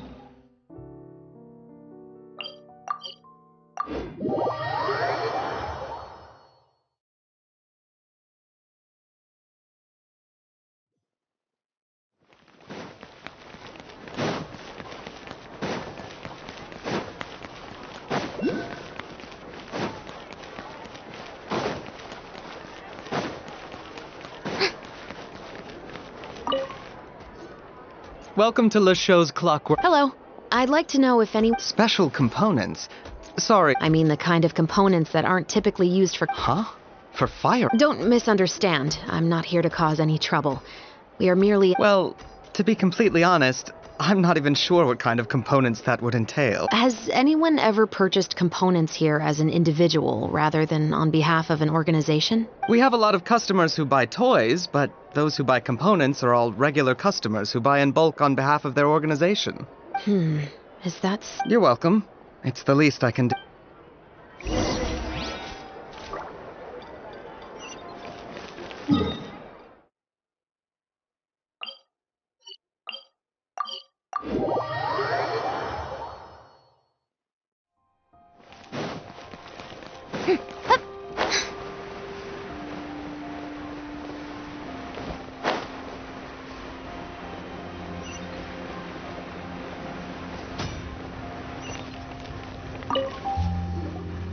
Oh, hey, Chevres. Hello, Estelle. I wanted... Oh, is this another case? Let me think. I don't think so. Some people have requested that I make some prop guns for the Fontanalia Film Festival. Oh? Because there's no profit. I only make things here that can do some real heavy lifting. I don't have the energy to make some new molds just for the festival. Then has anybody come specifically looking for mechanical components? Well, I usually sell off my scrap to the Fleuve Cendre. I don't typically give them to one specific person. I understand. Don't mention it. Always...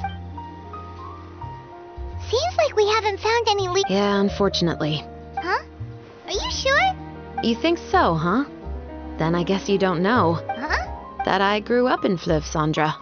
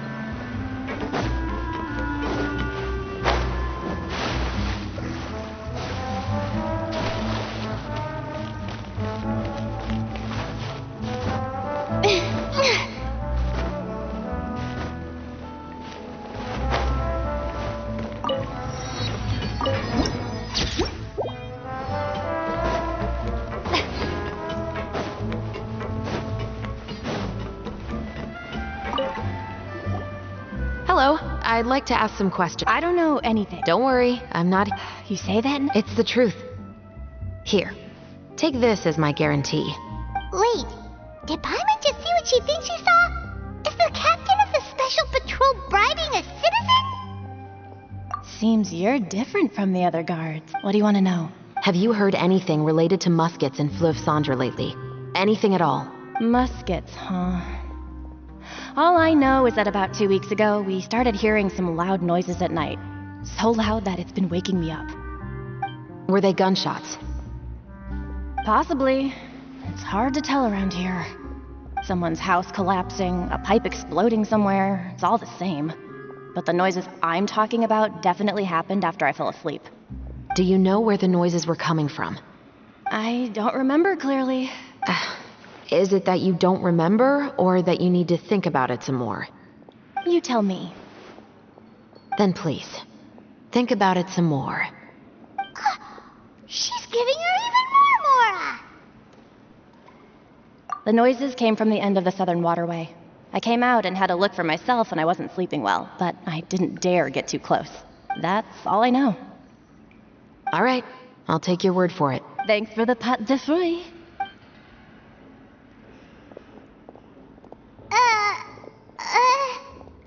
No need to be surprised. I grew up here, remember? I know how to get people around here to talk. Seems you catch on pretty quick. Now then, let's keep going.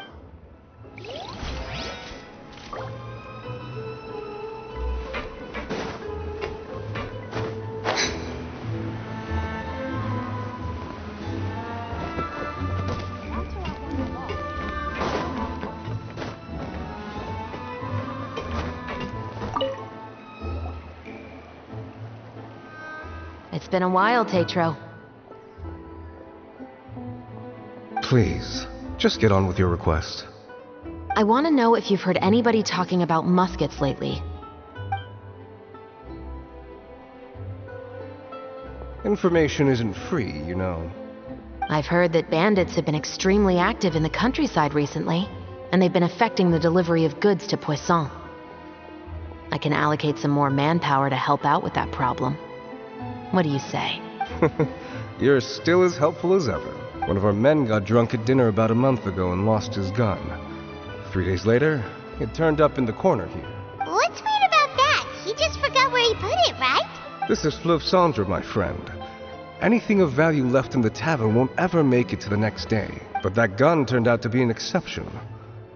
It didn't get any new wear and tear on it, and didn't even appear to have been fired. We were quite mystified as to what could have happened. I suspect it came back because the weapon was already known to the guards.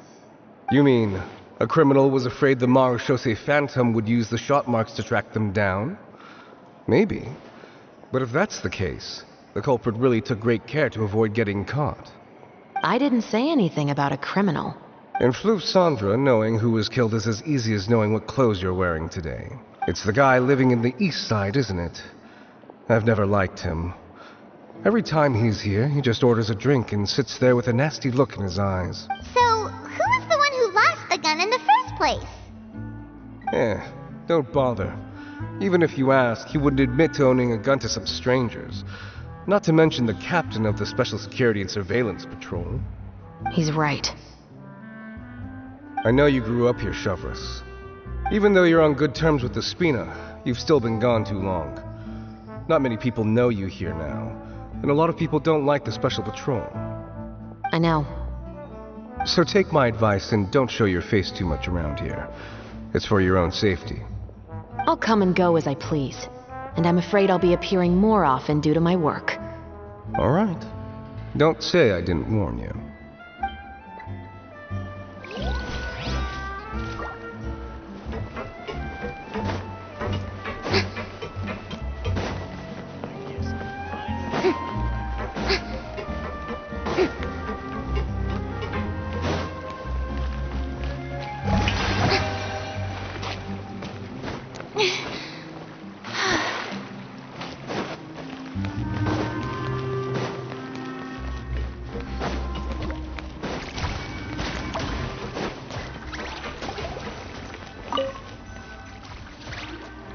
What's all this?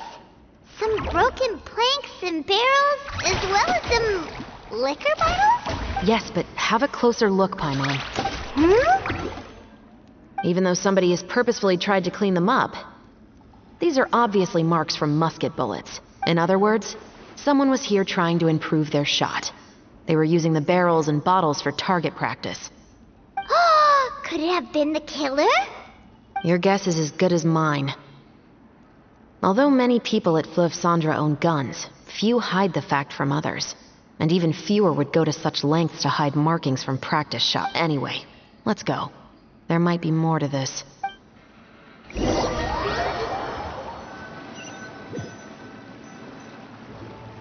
Seems like that's all we'll be able to uncover for today. Paimon feels like we managed to learn a lot more here than up on the surface. Yes. Assuming that everything we found is indeed connected to our suspect, then their timeline was probably something like this. A month ago, our suspect found a gun and took it home to disassemble it. Once he'd figured out its mechanics, he brought it back. In the following weeks, he used some parts to create his own makeshift musket and took it to the Fleuve Cendres for target practice. Then, a few days ago, he found his target and carried out the murder. Once the deed was done, he left a rainbow rose on the body, just like the scene in the novel. That all makes sense to Paimon, but we're still no closer to figuring out the killer's identity! The deceased was a resident of Fleuve Cendres. It's said that he was a poor, solitary man. Yeah, that's also something I'm trying to figure out. If we are indeed following the novel, and there's a story behind the murder, then this murder should be an act of vengeance. But according to our investigation, the deceased didn't have any enemies. He was no saint, but no one's heard of a rival who hated him enough to shoot him dead, much less care to leave a rose on his body. What message is the killer trying to convey, and to whom exactly? We've thoroughly investigated that possibility. He claims to have spent the whole day at the Opera House on the day of the murder, and the staff there have confirmed his account. Okay, so he has an alibi. Not only that, he lacks a credible motive as well. He has a family of his own, and both of his parents are still alive. I've looked into his records. He was adopted at the age of 6, and all the proper procedures were followed. There are also records of him at an orphanage before then. In the story, the mother of the 2 musketeers was murdered after the children turned 10. Of course, he could have changed the children's ages, but I don't want to assume anything without evidence. More importantly, I've also had a chat with him in person. He didn't seem like the kind of person who would pull the trigger to kill a man. Then, what should we do now? We have all this new information, but it doesn't help us move forward. Investigations take time. I didn't expect us to catch the culprit in just a single day. How about this? Let's spend the next few days filming with the crew. We can continue the investigation once we're done with the film. I'm sure that given time, new leads will present themselves. Wait, but weren't you saying Intel is like small, remote islands in the middle of the sea just a moment ago? Wouldn't you just miss them if you were to stop looking? But the book had more than one reference to the islands, Paimon. Oh? What else did it say then? As long as you spend enough time sailing through the fog, you'll eventually come across an island.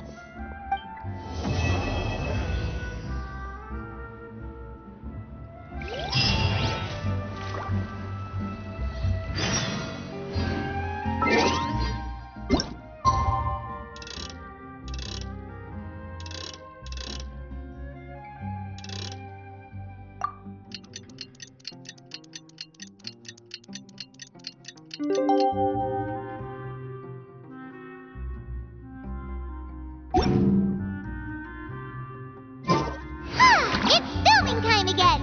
Our schedule is jam-packed for the next couple of days, too. We've got so...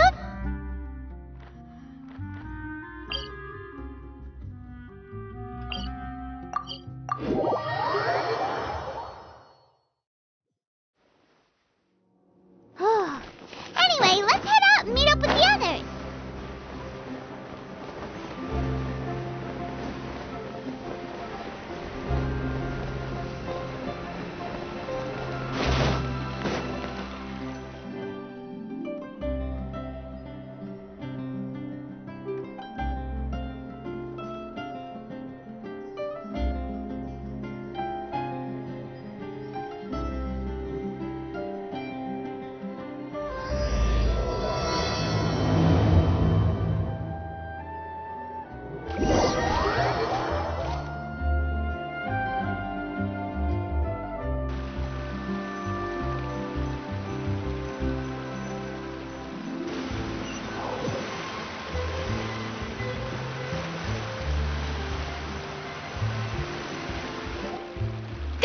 luck, everyone!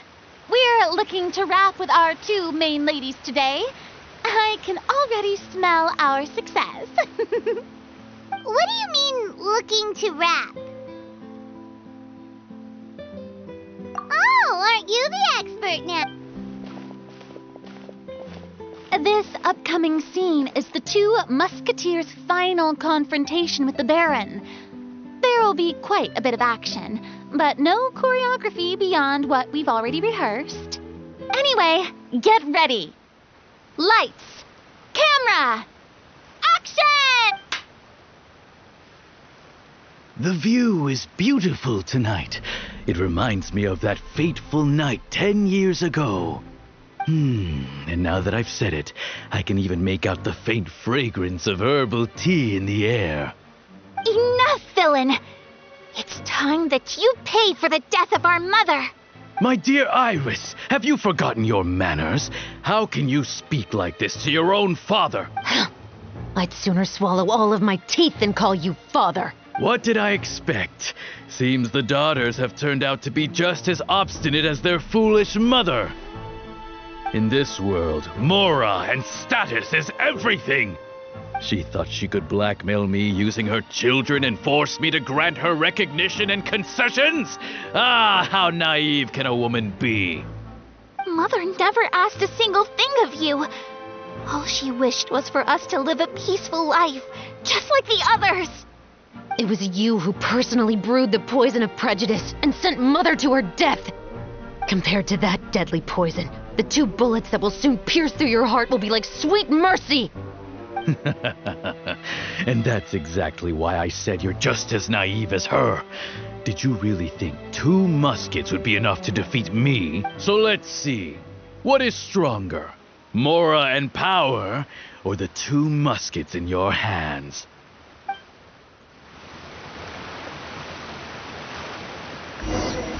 Get them! Tulip! There are too many of them! It'll be okay. We'll cover each other, Iris.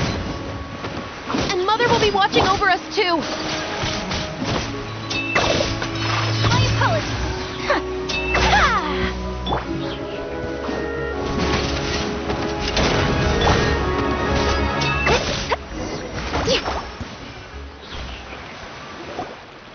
You've lost. To think I'd lose to my own 2 kids. We are no children of yours, and we'll never call that place our home. Then tell me, what did you do all this for? You lost your mother, and will soon kill your father as well. What will you gain in the end, other than sentences for your crimes? We will gain our long-awaited justice.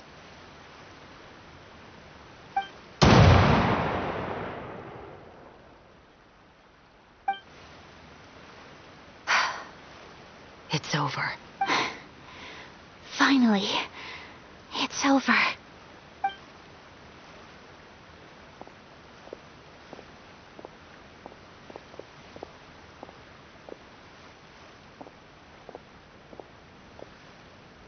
So, where will you go now, Tulip?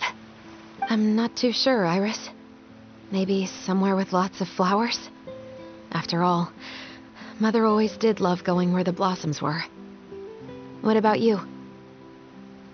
I want to go visit Mother's grave. Yeah, that's not a bad idea. Huh? Tulip, look! What is it? It's Mother's favorite, the rainbow rose. Look, it's blooming again.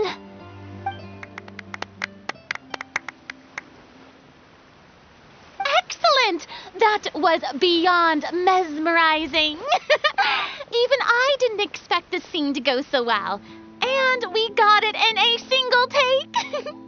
All right, everyone. We've got a wrap for Tulip and Iris. Congratulations, Ayaka and Chevres! Thank you. I didn't expect our parts to wrap so quickly. I wish I could savor the experience for just a bit longer. Paimon totally understands. Paimon's not ready to say goodbye to the clapperboard either. Filming has really been a lot of fun. You were great too, Chevron. The way you said, long-awaited justice. It gave Paimon chills. That is indeed my favorite line in the whole book. I still remember trying to act it out in my room the first few times I read it. Whoa, Paimon would have never guessed you're that type. Who doesn't like stories where the guilty are punished and justice prevails over evil? Don't forget, I'm the captain of the Special Security and Surveillance Patrol. Captain, I have something urgent to report. Please excuse me, everyone. I'll be back in just a moment. It's okay, don't worry about us.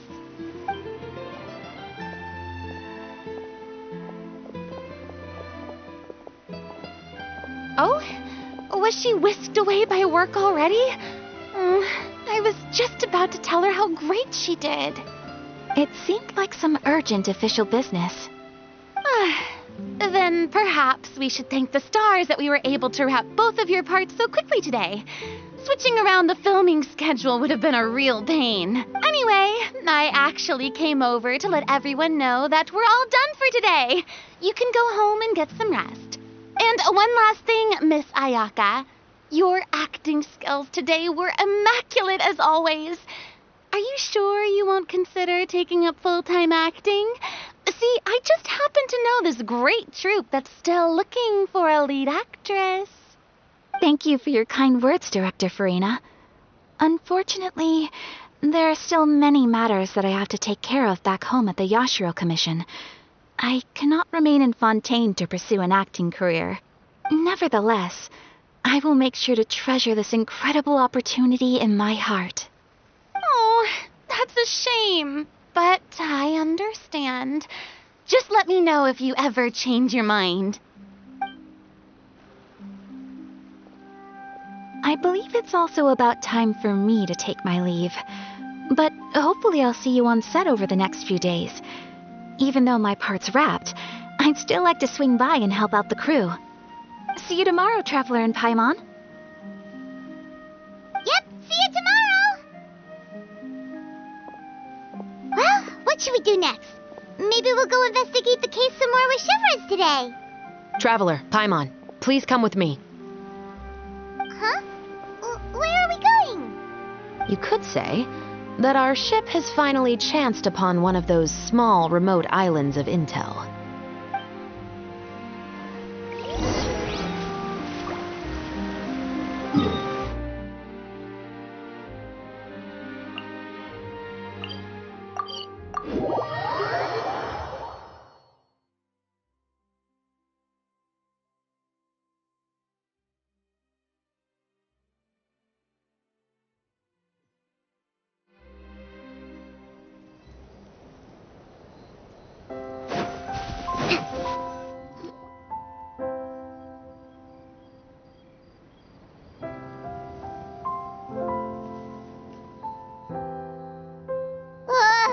Paimon's exhausted. Paimon definitely didn't expect having to float this far after a full day of filming. So, Chevros, why did you take us here? Affirmative. It wasn't anything conclusive, but it should show us a clear way forward. Have you ever heard of someone by the name of Emily? Oh, you mean that famous perfumer? She's a good friend of mine.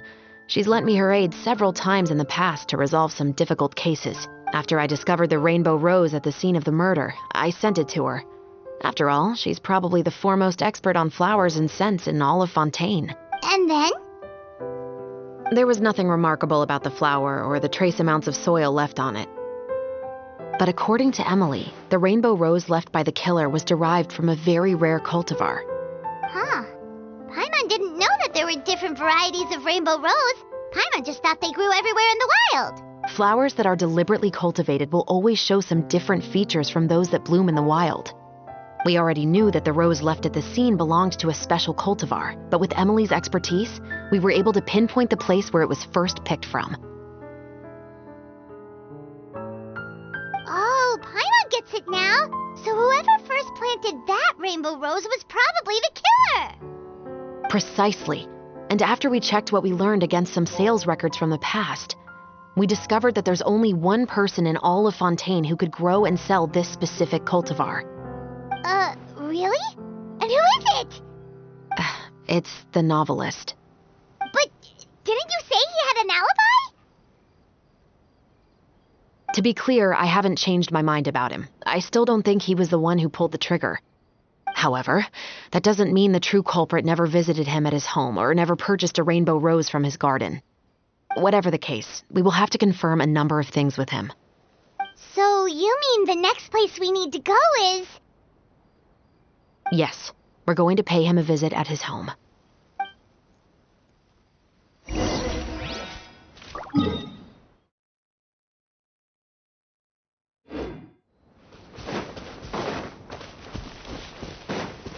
Let's move out.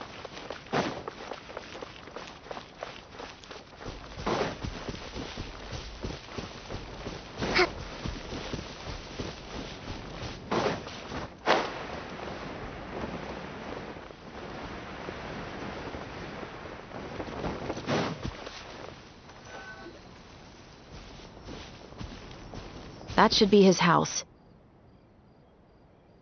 There are so many Gardamex stationed around the place. That's pretty unusual, right? According to what he told me last time we spoke, he hired them so he won't be harassed or disturbed. Huh. So there are a lot of flowers in his garden, but Paimon doesn't think we'll be able to pick one without alerting the Gardamex. Right, which is exactly why I think there has to be a special connection between him and the killer. So, should we knock? Just wait here for now. I'd like to take care of a number of those Gardamex first. But they're so far away. How are you planning to do that? Don't forget, Paimon, I'm actually the real-life captain of the Musketeers.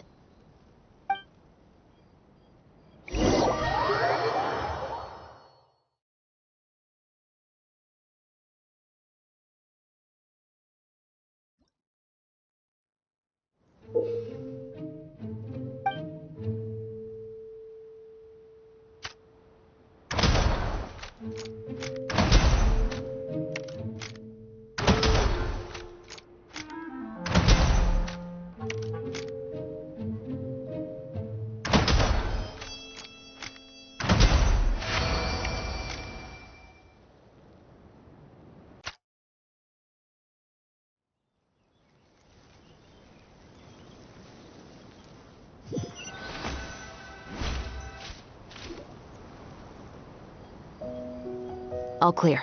Let's go. Wait! Paimon's a little nervous now that we know he could be the killer. Can we go over our plan of action again? I'll go knock on the door and make sure it's safe inside. Once we're sure that we're in the clear, I'll ask him to come with us for a quick round of questioning at the guard's headquarters. But can't we just arrest him? We still have no evidence that he's the killer, or that he lent the killer any direct aid. Still, it would be appreciated if you could pick a rainbow rose from his garden for me while I'm talking to him. It'll help the Marashose Phantom confirm Emily's theory. Sure, no problem. Just be careful, Chevras.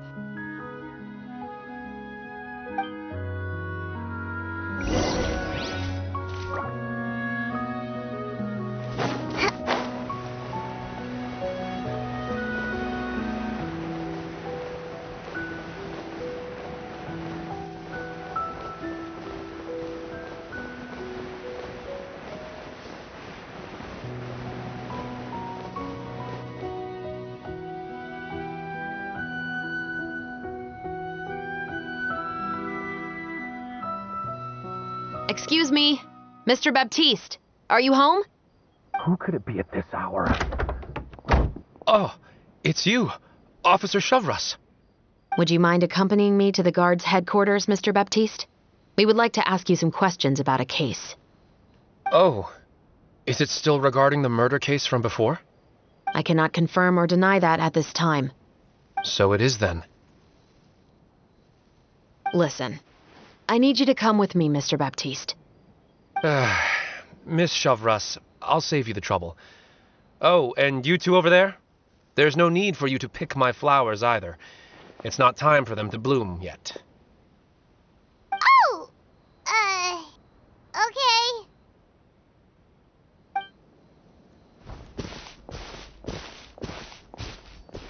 By saving me the trouble, you mean...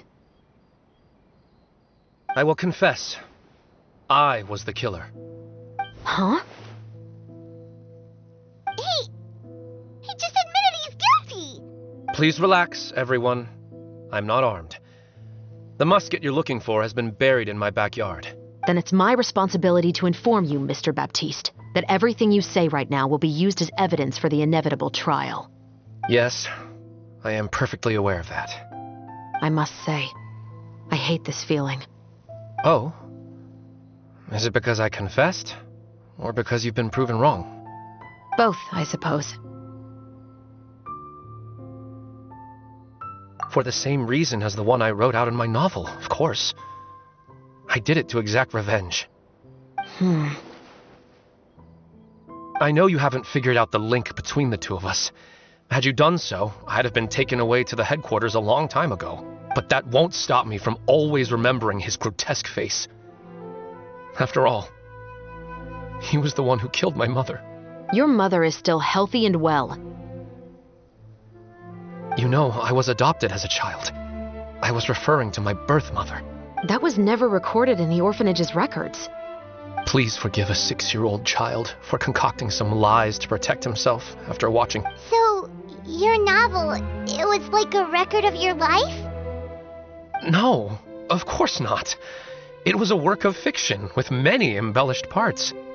But I am indeed the illegitimate son of a wealthy and influential man who abused his power to murder my mother. That part was 100% real. But the man you killed didn't have a Mora to his name. He was a hired assassin. An irredeemable beast who sank his fangs into a defenseless woman just for a few bags of Mora. But if that's really the truth, you wouldn't be telling us any of this now. You still haven't managed to take revenge against your father, the true mastermind behind it all. I never thought I'd hear that kind of thing from the captain of the Special Security and Surveillance Patrol. I'm simply skeptical about your motives. It's simple, really. I've grown tired of everything and don't want to shoulder this burden anymore. You may have considered me too soft to pull the trigger. Well, as it turns out, you are exactly right. I've become overwhelmed by the aftermath of the murder. So you're going to call a stop to your revenge, just like that? The true mastermind is too rich and too powerful for me. I've accepted that I will never be able to avenge my mother alone. And so what? The characters in your book never gave up. Now, Officer Shavras, I'm the one who has killed a man, aren't I? Are you trying to convince me to commit another crime? What's your father's name? How do you plan to prove the veracity of all of your claims? Well, I'd like to speak with you privately. Sure. Why don't we speak privately at the guard's headquarters? No, it has to be here. I must ensure that we won't be overheard. Fine. Let's talk here. When I said won't be overheard, I meant by anyone. I would like to speak with you and you alone.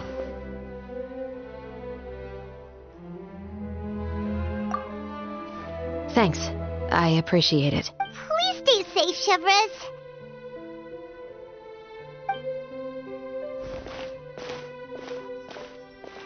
All right. Let's hear it. Will you really believe what I'm about to say? Well, that depends on what you're going to tell me. Fair enough. Fair enough. Then listen closely.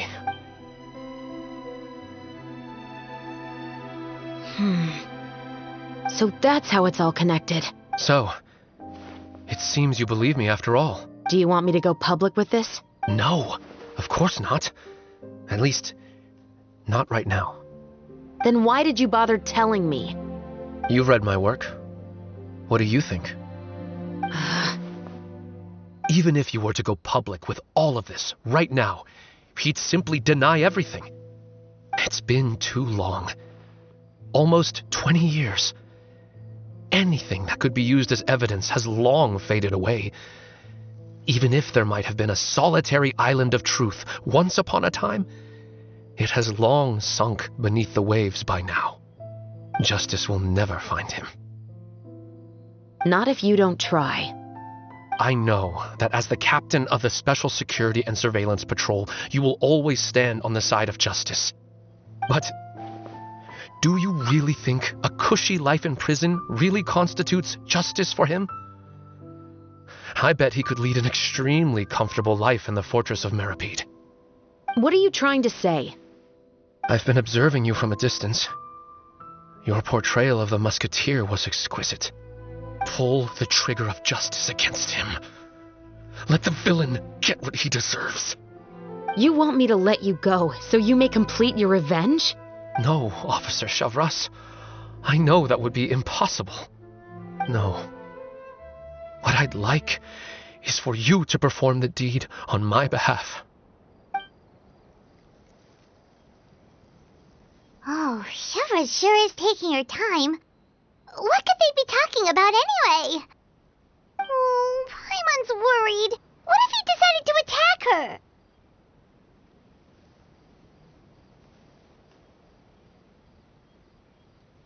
Oh, you do have a point. Still, do you have any idea who the rich person might be? And why the novelist doesn't want us to hear what he's saying to Chevres? Sorry to keep you waiting, you two. Hey, how did your talk go?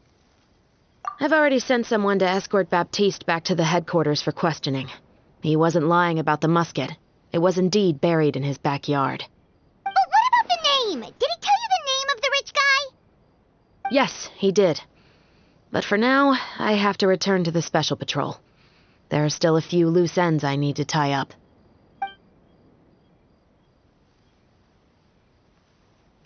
I'll probably be quite busy over the next few days, so apologies if you don't see me on set. All right, Paimon understands if you can't tell us everything you know. We'll just keep an eye on the Steambird then. Actually, there's still something else I need your help with.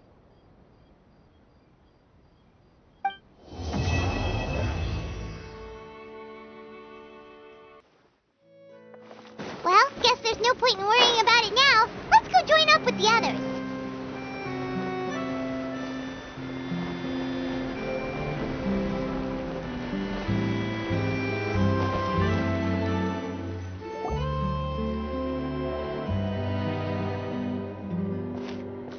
Good morning! Hayaka and I were just talking about you. Is Chevres still not joining us today?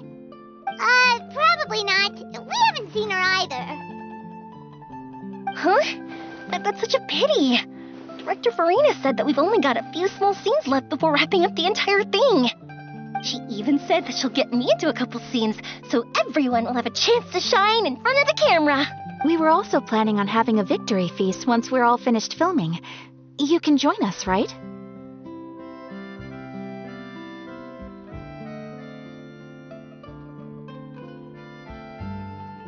If only Chevros was here.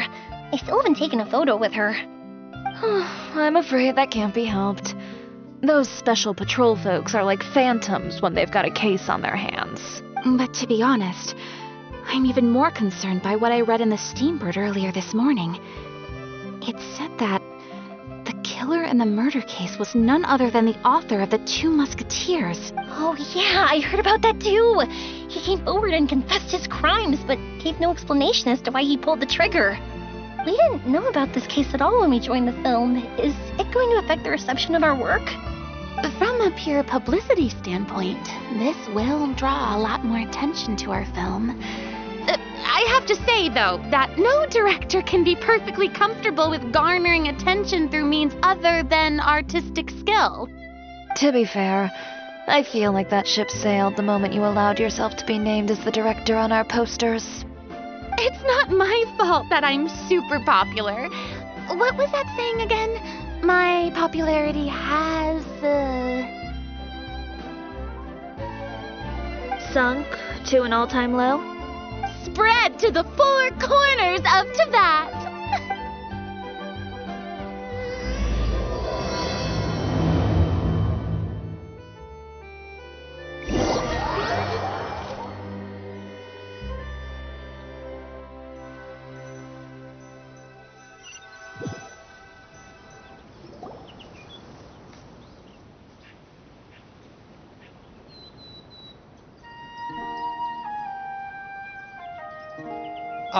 Excuse me, everyone. Xavier! Feels like it's been ages since we last saw you. I've been talking non-stop with the Film Association, and I'm absolutely swamped trying to coordinate the film's marketing. So forgive me for not being around more often, but please believe me when I say that I will make sure everyone's hard work gets the exposure it deserves. Oh, seems like you've been fighting your own battles. Yes, that's one way to put it. Oh, and before we begin the final round of filming, please allow me to finally introduce you to the original investor of our film, Mr. Morris. A pleasure to meet you all. Yes, glad to make your acquaintance, Mr. Morris. We've heard about the issues you've encountered with your financial situation, and genuinely hope that things have taken a turn for the better. Oh, well, the situation has indeed improved somewhat. Don't worry, Mr. Morris. Accidents and last-minute challenges happen all the time. There's no need to blame yourself over it. The good news is that we're almost done filming now, and I would even say that this is the best story I've ever seen. Is that so? I see, that's great news. All right, now that we've gotten all the pleasantries out of the way, let's get this show on the road. We'll mostly be filming typical people and scenery from the streets today to improve the sense of environmental ambiance in some parts of the film. Oh, and there'll be a cameo for Mr. Kamisato and Miss Yoimiya as well. They'll be used to show outsider perspectives on the fates of the two musketeers. That's right. Ayato should be here any minute. Excellent! Then let's start with the scenery shots. Camera and clapper loader, you're up. Yep, we'll be ready. Remember, all we need are some wide zoom shots of the streets. If you happen to find some particularly lovely patches of flowers and grass, feel free to grab some close-ups of those as well. Ready? Lights! Camera! Action! Okay, now move the camera slowly. Try to focus on that flower. What's wrong? Just adjust the focal length a bit. Something the matter? But wasn't it working fine for all the days before? Veronique, can we try a different camera? No problem. How about this one? All right, let's give it another try. Lights! Camera! Action!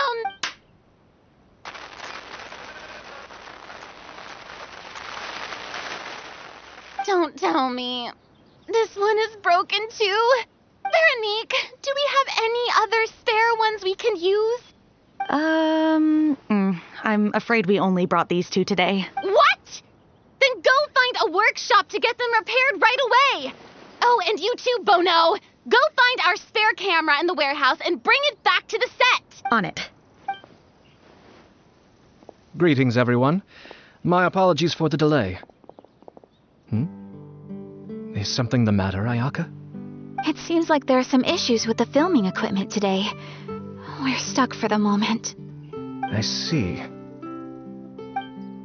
Well, let's not just stand here twiddling our thumbs. Actors, to the makeup booth. We'll start on the next scene as soon as we get a working camera. The people at the workshop told me that the part which holds the lens in place seemed to have fallen off. That's super strange. It was perfectly fine just yesterday. Well, no time to dwell on that now. Let's get back to filming. Ahem! Quiet on set! Places, everyone! Lights! Camera! Action! By the way, have you heard about that recent murder case? Yes, I have. It seems that they've caused quite the commotion in the city. I heard that the chief of the guards is so mad about not catching the culprit that he's about to explode. Oh? I find that quite hard to imagine, considering how he already looks most days. Director, we have a problem. Oh, we're in the middle of a take! Couldn't you wait until we wrapped up this scene? No, Director, our film, All the finalized film that we've been keeping in the case has disappeared. Oh, wait, well, what did you say? Mr. Bonneau, please take me to where the film was kept right away. I'm coming too. No, Yoimiya, you have to stay here. Oh. Okay, listen up. Everyone who's not working on this current scene can go with Bonneau to look for the film. Everyone else, stay put and wrap up the scene. Unbelievable. How could all these problems happen in just one day? We're back. How did it go? Did you find the film? We found it in the sewers. Huh? In the sewers? Is the film still okay? We discovered it just in time, so we should still be able to salvage it. The others are checking now to see if we lost any specific scenes. You scared me for a moment there. I nearly thought we had lost everything. I really don't want to experience that feeling of despair again. Okay, but who could have stolen the film and dumped it there? Could it be, some competitors working on other films? But if they wanted to harass us, why wait until the last day? Okay, we don't have time to really look into it right now. Let's strike while the iron is still hot and wrap this thing up once and for all. Yeah, let's finish it.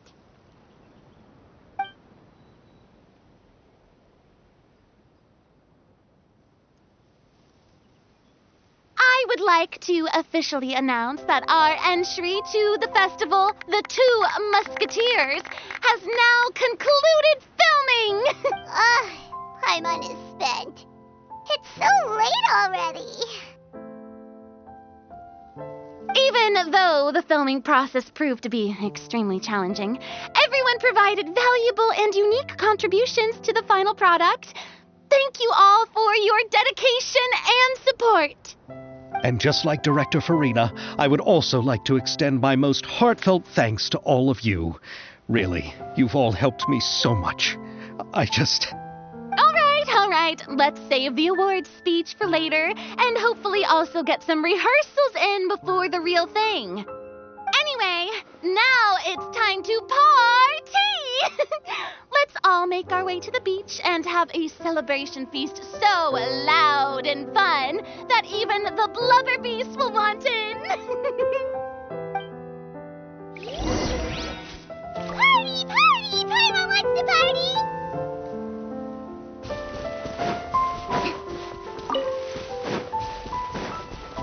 Whoa, this place is hopping. Everyone's finally... Hey, Ayato! How's your work been going? Everything went rather smoothly. Thank you for your concern. Ayato told me that we've already confirmed the dates for some Inazuma Fontaine cultural exchange events. So the next time we visit, we'll be doing so in our capacities as the representatives of the Yashiro Commission. Oh, that's great! Then maybe Paimon will be able to find Fontaine detective novels in Inazuma from now on! Oh, wait, wouldn't Yae Miko get upset if that happens? That would be stealing some of her business. You've got a point. She's always complaining that light novels have become bland and too predictable after all. The cultural exchange won't only feature literatures of both nations, of course. We have also made plans for cross-cultural engagements in the fields of gourmet cuisine, toy making, and artisan craftsmanship. Whoa! Paimon's getting super excited now! When the time comes, be sure to visit and participate in all the...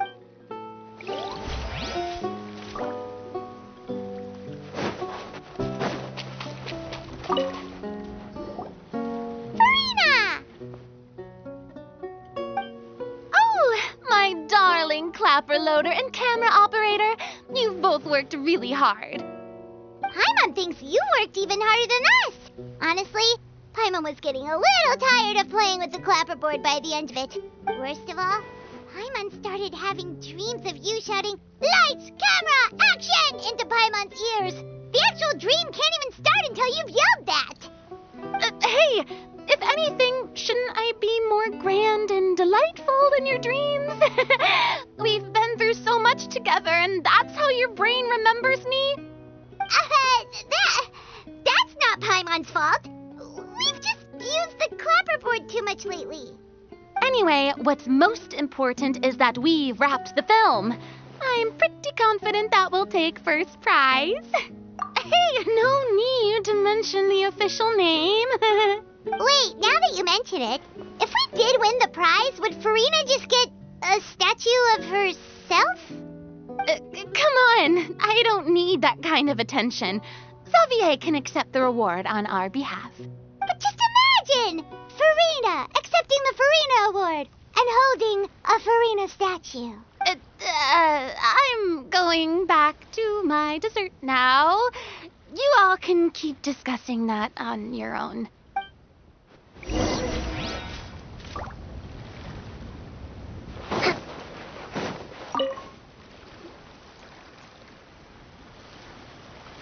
Chiori! Hey, you two. Are you not really into these kinds of big social occasions? Not particularly. But this is still better than Fontaine Fashion Week. But if this film becomes a big hit, people will definitely come flocking to your shop. Yes, that's highly likely. As long as the film can premiere as planned. Are you still worried about the case? That and all the obstacles we had to face today. You're right. It's as if all our bad luck just manifested at once. But why today of all days? No, it's nothing. We've already delivered the film to the editors, so there should be nothing more to worry about. How are you doing, Mr. Morris? You having a good time? Well, you could say that. Do you happen to know when the party is scheduled to end? Judging by how much fun everyone's having, I'd say probably not until well after midnight. Is there something that you still have to take care of at home, Mr. Morris? Oh, well, I'm just not a late night person, so I might take off shortly. Oh, no! Silly me. I almost forgot something super important. Oh, what is it? I prepared a whole batch of fireworks for the party, but I forgot to bring them over from the warehouse. Fireworks, you say? That's, truly a pity. Sorry things didn't go as planned. Could you help me carry them over, Mr. Morris? I won't be able to fetch all of them by myself. Me? Are you sure that you can't find anyone else? I just wanted to make this surprise for everyone. The warehouse isn't far from here. We'll be there in no time. Pretty please, Mr. Morris. These are some of the best fireworks I've ever made. So I also want you to see them before you leave. They're stunning. I promise that they'll be a once-in-a-lifetime experience that you'll never forget. But... It's okay. Just come with me. If we're sneaky enough, nobody else will see us leaving. All right. The warehouse is right over here. I moved the fireworks there in advance, so it shouldn't be too much work bringing them back. It's still a ways away from the party. Sorry about that, Mr. Morris.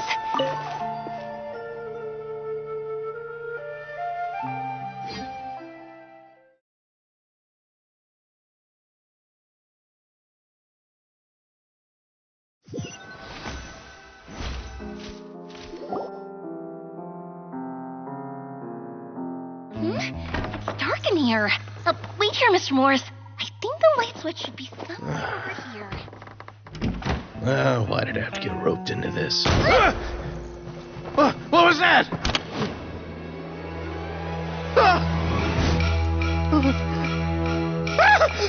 Who's there? Get me out! Get me out of here! Did you really think you'd get away, Morris?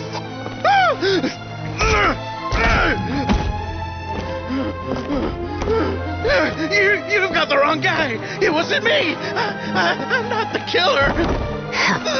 You know, Eliza died a far more heroic death than this. She fought your assassin to the end to save the children she had hidden beneath the floorboards.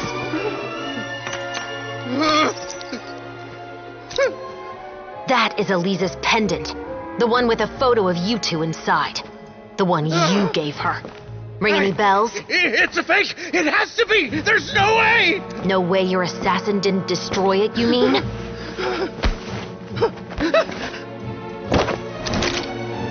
Did you ever love her, Morris? Or was killing her always the plan? No, please. Listen to me. I told Eliza to keep us a secret. I paid her plenty for her silence. I never thought she'd keep the child. Everything was gonna come out, and I had no choice. She'd force my hand. No! I'm begging you. I have money. Just name your price, please. You can keep your Mora, and you can go to hell.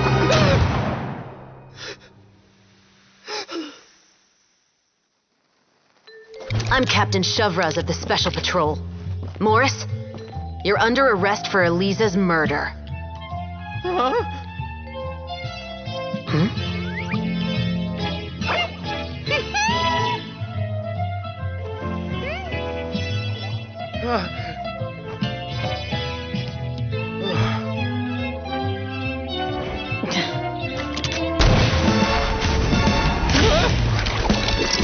You're under arrest too, prop manager Veronique. Or perhaps I should call you the Second Musketeer.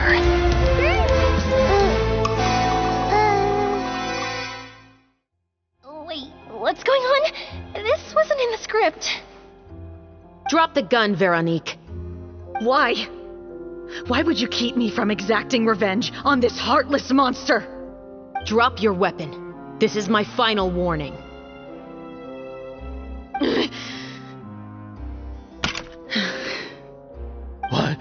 What is going on?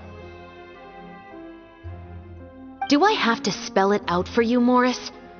Everything that took place just now was staged to get you to confess the truth. But this last part is all improv, of course.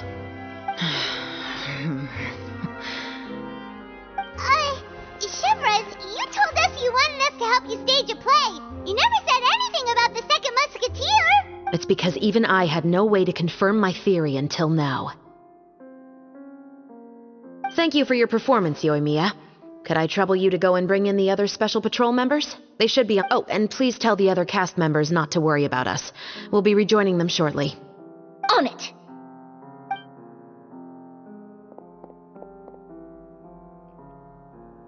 So what do you think, Morris? Care to talk about what happened 20 years ago? My patience is limited, you know. Don't force me to take you back to the interrogation room. With the recording we made, you have no chance of winning in court. Cooperating with us now is the most practical move. All right. I'll talk. I hired an assassin to murder Eliza. She once worked as a maid on my family's estate. She was very beautiful, and after some time I fell for her. We kept our relationship a secret and carried out an affair for some time, but it wasn't long before she became pregnant. And if my parents ever found out, they would have stripped me of my inheritance and status, driven me out of my home. I also didn't expect Eliza to insist on bringing the pregnancy to term. She even asked me to leave my family and travel far, far away with her. She believed that you were truly in love with her. I didn't have a choice. I gave her a large sum of Mora, told her to leave the family and to get rid of the baby, but then years later she sent me a letter. There were photos of 2 children, and she even asked if I could find some time to visit them. Huh? 2 children? Paimon thought Baptiste was the only... you mean... Even if she had the children against your will, you could have just ignored the letter entirely. Why kill her? I had just gotten engaged to be married to an heiress from another wealthy family. So if anyone were to find out about Eliza, my life would be completely ruined. I didn't have a choice. No. You always had a choice. You just made the wrong choice. Again. Do you know how it feels to watch your mother be killed right in front of you? My brother and I were hardly even school age yet. We were hidden beneath the floorboards, grasping each other's hands like a lifeline. We were so terrified that we didn't even know we could ever take a breath. All we could do was to watch Mother try to fight back, and then collapse. to the floor. Even after the assassin left, we were still too terrified to leave our hiding spot. We thought that he might come back. It was only until the next evening when we finally climbed out and gathered around our mother. But she had already become cold and stiff to the touch. You made up your mind right then and there to bring this case to light. Not only that, we resolved to get our revenge. And that's why you became the Musketeers. No, that's why I became a Musketeer. The man from before was also killed by me. My brother had nothing to do with it. I figured as much. You did? I once told these two that he didn't look like a killer to me. His confession from that night also rubbed me the wrong way. I think what really tipped me off was, how could I not feel a sense of regret in him? Huh? He confessed faster than any criminal I've ever met, but he didn't say a single word about you. He insisted that he was the sole perpetrator in the case. But after the questioning ended, I disassembled the musket we dug up from his backyard, put it in front of him, and told him to reassemble it. Want to guess how far he got? He had no idea where to even start. He's never touched a gun in his life. Based on that, I determined that he was not acting alone. He only surrendered himself to draw our attention and create a moment of opportunity for his partner. So, I decided to play along. And as expected, the second musketeer followed us without hesitation once she saw Morris get separated from the rest of the cast. Besides, why else would he call the novel The Two Musketeers? But how did you know it was Veronique? I figured it out the moment Baptiste told me his father's name. That so-called financial crisis was all just a ruse. He just wanted to sign up as the investor and then leave the film without any source of funding. After all, he has a vested interest in minimizing the reach of this story. It's really just the same thing as what he did to Eliza all those years ago. Human scum. But then Xavier pulled out all the stops and got the film made against all odds. Morris couldn't have that. With the killer in custody, he figured it was safe to act. And so he came to visit the set today, just as I expected. Wait, so you were behind all those mishaps today? As for the identity of the second musketeer, I assumed they'd probably stay close to Morris and look for an opening. And if they already knew that Morris was the film's investor, then that narrowed the list of potential suspects as well. Furthermore, being the props manager would allow the culprit to avoid scrutiny by purchasing mechanical parts in the name of the crew. With that hypothesis in mind, I went back to check Baptiste's orphanage adoption records. Guess whose name I saw on the same page, just a few lines from his. My brother. He trusted you. As in, he trusted me to perform the deed on his behalf? He trusted you to stand on the side of justice. I am. I thought you could do it as well. Oh, the look on your face when you told him to go to hell. I really thought you'd put a bullet in his brain. You know what he has done. Are you telling me that you'd rather see him spend the rest of his life living like a king in the fortress of Meripede? I will never be able to forget the feeling of my mother's cold, lifeless hands. And you would call this ending fair? Is this what you call justice? I won't lie, Veronique. I did hesitate when your brother first told me about the truth. I wondered. I agonized over whether I should really put a bullet in his... So why don't you? Because that should never be how justice is carried out in this world. Perhaps, to you, justice is simply reciprocated. An eye for an eye, and a life for a life. But everyone has their own understanding of justice. If everyone were to pursue their own definition of it, there would be no more order in this world. Today, you'll kill Morris. And tomorrow, his children may come for you. The world cannot render judgments based on a desire for revenge. That will only lead to a cycle of revenge, as well as the destruction of order and civilized society. Fontaine is founded on a set of laws and a standardized code of justice. That is why we are the nation of justice. But with all that said, I will promise you this. Morris will not lead a cushy life in the fortress of Maripede. Chevros, the rest of the special patrol is here. Thank you so much, Yoimiya. Letelier, Terena, please take them away.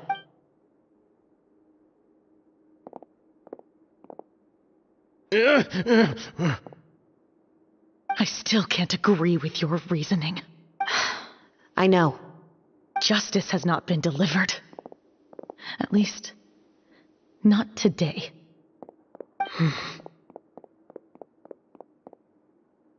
Chevros. Let's go. We should give an explanation to the crew. Thank you for your concern. I'm fine. I'm just thinking about the things in life that have driven people to take justice into their own hands.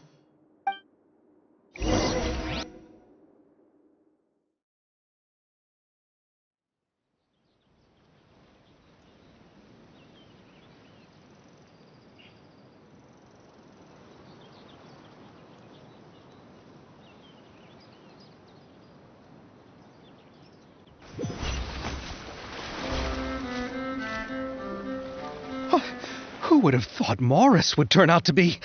I'm at a loss of words. How could he have done something like this? I'm just glad that you're all safe and sound. Who knew that such a labyrinth of cases would be behind this story? Well, what should we do now? We have a finished film, of course, but should we still go ahead with the premiere? What do you mean? Shouldn't you be even more motivated to spread the word now that you've learned the truth? Chiori is right. I'd also like more people to see this story for themselves. But the real ending of the story seems to have deviated somewhat from the one in the script. Is that still acceptable to you, Miss Chevros? The call is yours.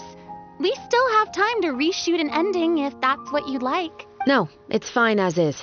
I like what we have for the catharsis. Romanticism is what gives works of art their appeal. Fiction is able to explore means of restitution that could never work in real life. Just like the real world, the world of stories also has its own set of rules and justice. These different possibilities are what initially drew me to reading in the first place. Sounds good to me. I support your decision. What about Veronique? Will she be okay? She will soon face her judgment alongside her brother and Morris. If I had to guess, they'll probably all be sent to the fortress of Maripede. I'll make sure to give Risley a heads up about it. Oh, you mean that kind of heads up? Exactly. Ahem. All right, then the matter's settled.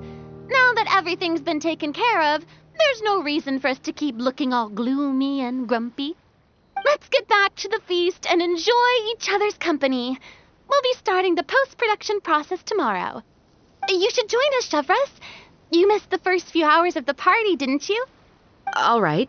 Count me in. Then I'll wait for you over there. There's still some good news that I'd like to share with Chevros.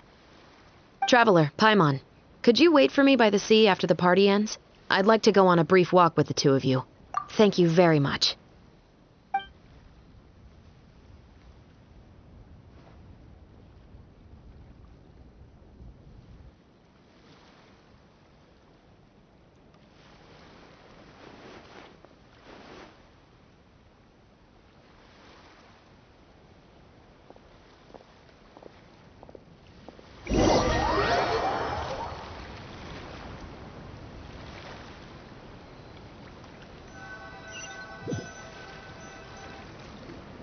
Sorry for the wait. Oh, we weren't waiting long at all. Is there something else you wanted to tell us? No, I don't have anything new to share. I just felt that since you were my investigation partners, I should have another conversation with the two of you. Traveler, how would you have responded to Baptiste's request if you were in my shoes? When I was young, my father often took me here to swim. We'd come rain or shine, even when it was freezing cold.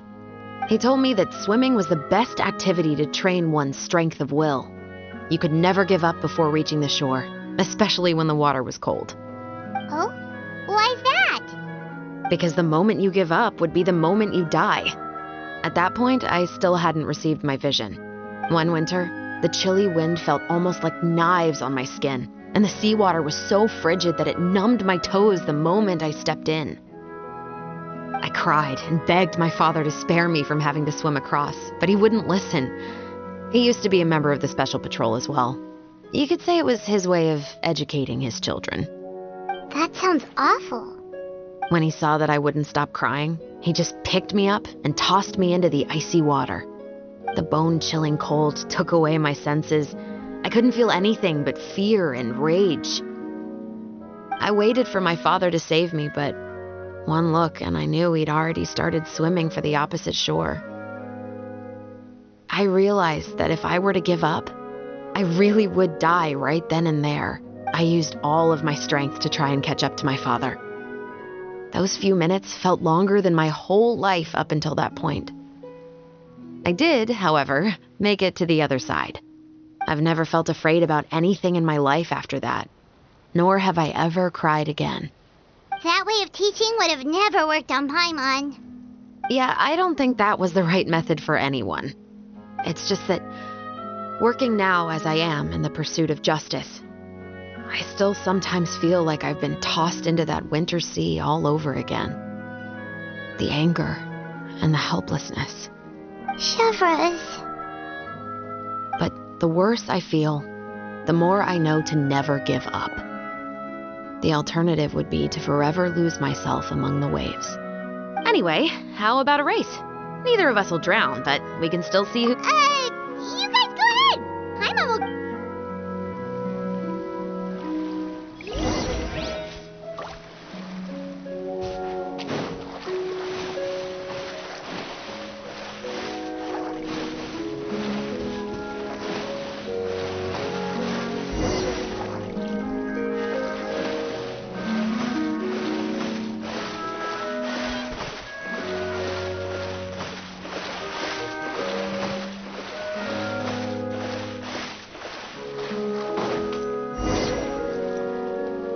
Oh, that felt good. You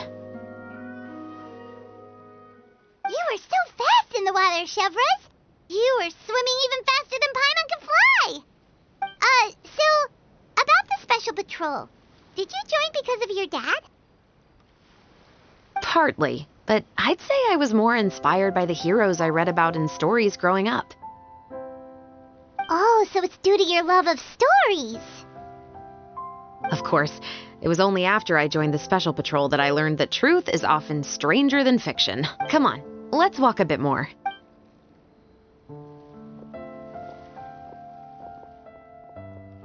To be honest, I do sometimes question whether the decisions I make are the right ones. But I know that no matter what, I must keep swimming. Because the only thing I've got my eyes on is the shore in the distance.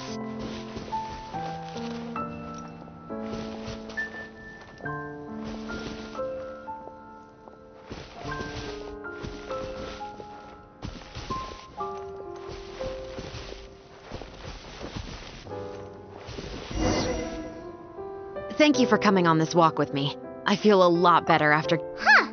We're nearly back at Baptiste's house. Huh. You're right. I didn't realize we were so close. He really did plant a lot of flowers. It's just like how he described it in the story. Huh? Wait. Paimon, Traveler, look!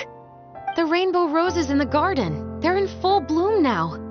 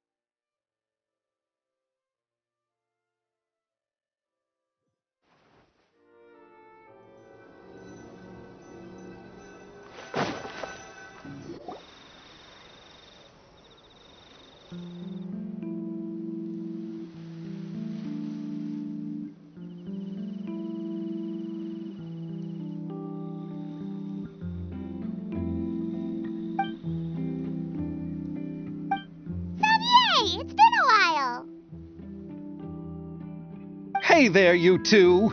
Sorry I've been scarce. I've been buried in marketing and preparing the film for release ever since we wrapped post-production. The award ceremony is today, right? Paimon wonders if we'll win the Farina Award. I'd give it a 90% chance. Farina! Oh, Paimon didn't know you were already here. You're earlier than everyone else. I'm sure the others will also be here in no time. Xavier, if we end up getting called on stage, shouldn't you come up with a name for our crew? What? But we don't even know if we're going to win. I wouldn't want to jinx our chances by celebrating early. Just open your eyes! Surely you've seen the audience's reactions to our film. We've had nothing but critical acclaim. You've also had conversations with the Opera House's operating staff, right? Didn't they want to increase the number of showings? With the mora you've made from the box office, you can now open your very own film company. But that's all credit to my amazing crew. You've all helped to make this a reality, so I can't be the only one asked to come up with a name. Well, give it some thought. I'm sure the crew will respect your choice. All right, but before that, Traveler and Paimon, could I trouble you to quickly pay a visit to the Fortress of Meripede? Huh? But shouldn't we stay for the award ceremony? I wanted to ask you two to invite Shovraz to join us at the ceremony. She's one of the lead roles, after all. I haven't been able to find her recently, so I haven't had the chance to invite her personally. According to the papers, the culprits of the Musket murder case will be personally escorted today by the captain of the Special Patrol to the Fortress of Meripede. Oh, Paimon gets it now. Yep, just wait here, Xavier, and maybe try to come up with a few snappy-sounding names. All right, then I'll leave you to it.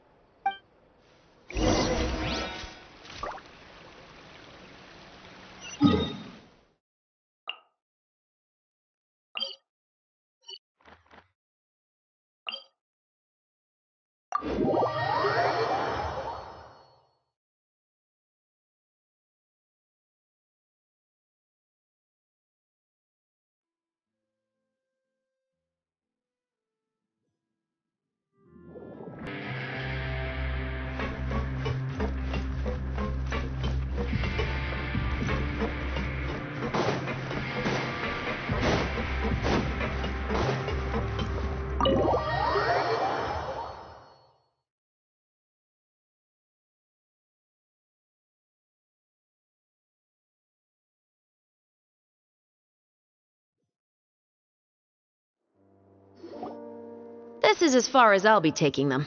I'll leave the three of them to you now. Got another errand to run?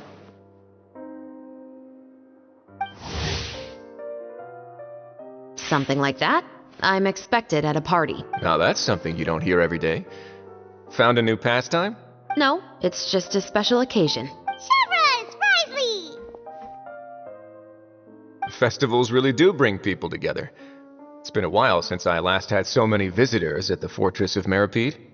Call it the festival spirit, I guess. Yeah, you could say that. Even our head nurse has gotten herself all worked up preparing super deluxe nutritious shakes. Just one gulp and you'll have met all your nutrition needs. Were you talking about work just now? We've already finished discussing everything. So, what do you think about my heads up, Mr. Risley? I believe I haven't yet made any promises or guarantees. But you also didn't shoot me down. Here, how about this? You could give everyone a copy of the newspaper. Perhaps on the day when the cover story happens to, oh, I don't know, expose a certain someone's misdeeds from 20 years ago? I suppose then a certain someone may soon find himself the most unlucky person in the Fortress of Meripede? While another two people will soon be hailed as heroes. Speaking of heroes, did you two need something from me?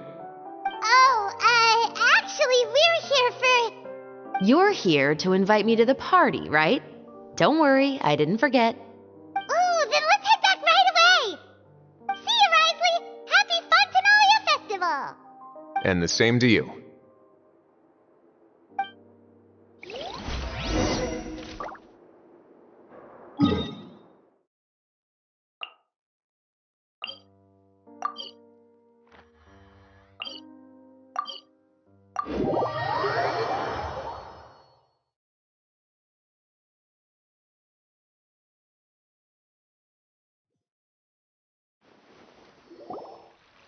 And the winner of the Farina Award for the first Fontanalia Film Festival is... The Two Musketeers!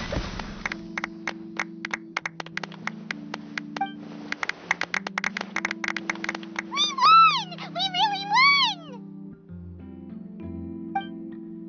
Congratulations, Mr. Xavier. We won? I can't believe it! I really can't thank all of you enough! See?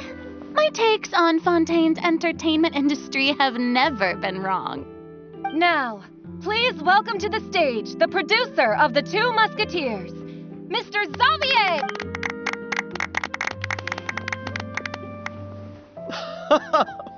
Thank you. Thank you all so much for your recognition and support. While I'm up here, I would love to give special thanks to... Time really flies, huh? It certainly feels that way.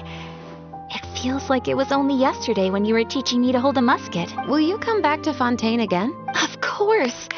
I'm very fond of this city. There are so many novel and interesting things that it's been hard to keep track of them all. But how about you? Would you be interested in visiting Inazuma? I can't say the thought has crossed my mind before, but I'd be willing to consider it now. I will be eagerly awaiting your visit. It would be wonderful if you could visit my home and enjoy a taste of our tea and desserts. Yeah, let's keep in touch. Did you accomplish all you came here for? Yes. And you should visit Inazuma again sometime. How has Ogura and her business been? To my knowledge, she's doing quite well. Tell her I said hi. I certainly will. I heard the thunderstorm has stopped. Yes, and the war has also been brought to an end. Peace and prosperity has returned to the islands. I quite like the sound of that. Perfect for hanging textiles out to dry. I'd like to offer my thanks again to the entire cast and crew. Without you, I would have never completed this film, much less had the opportunity to be standing on this stage. With the support of my entire crew, I would like to officially announce our film company, Musketeer Pictures.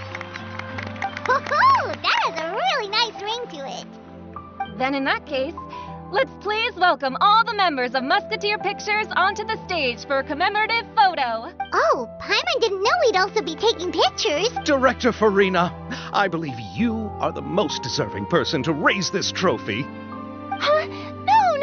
There's no need. It's so embarrassing. It's an honor the director deserves. Yes, I agree. Just accept that you're not getting out of this. Ready, everyone? 3, 2, 1. Musketeer Pictures!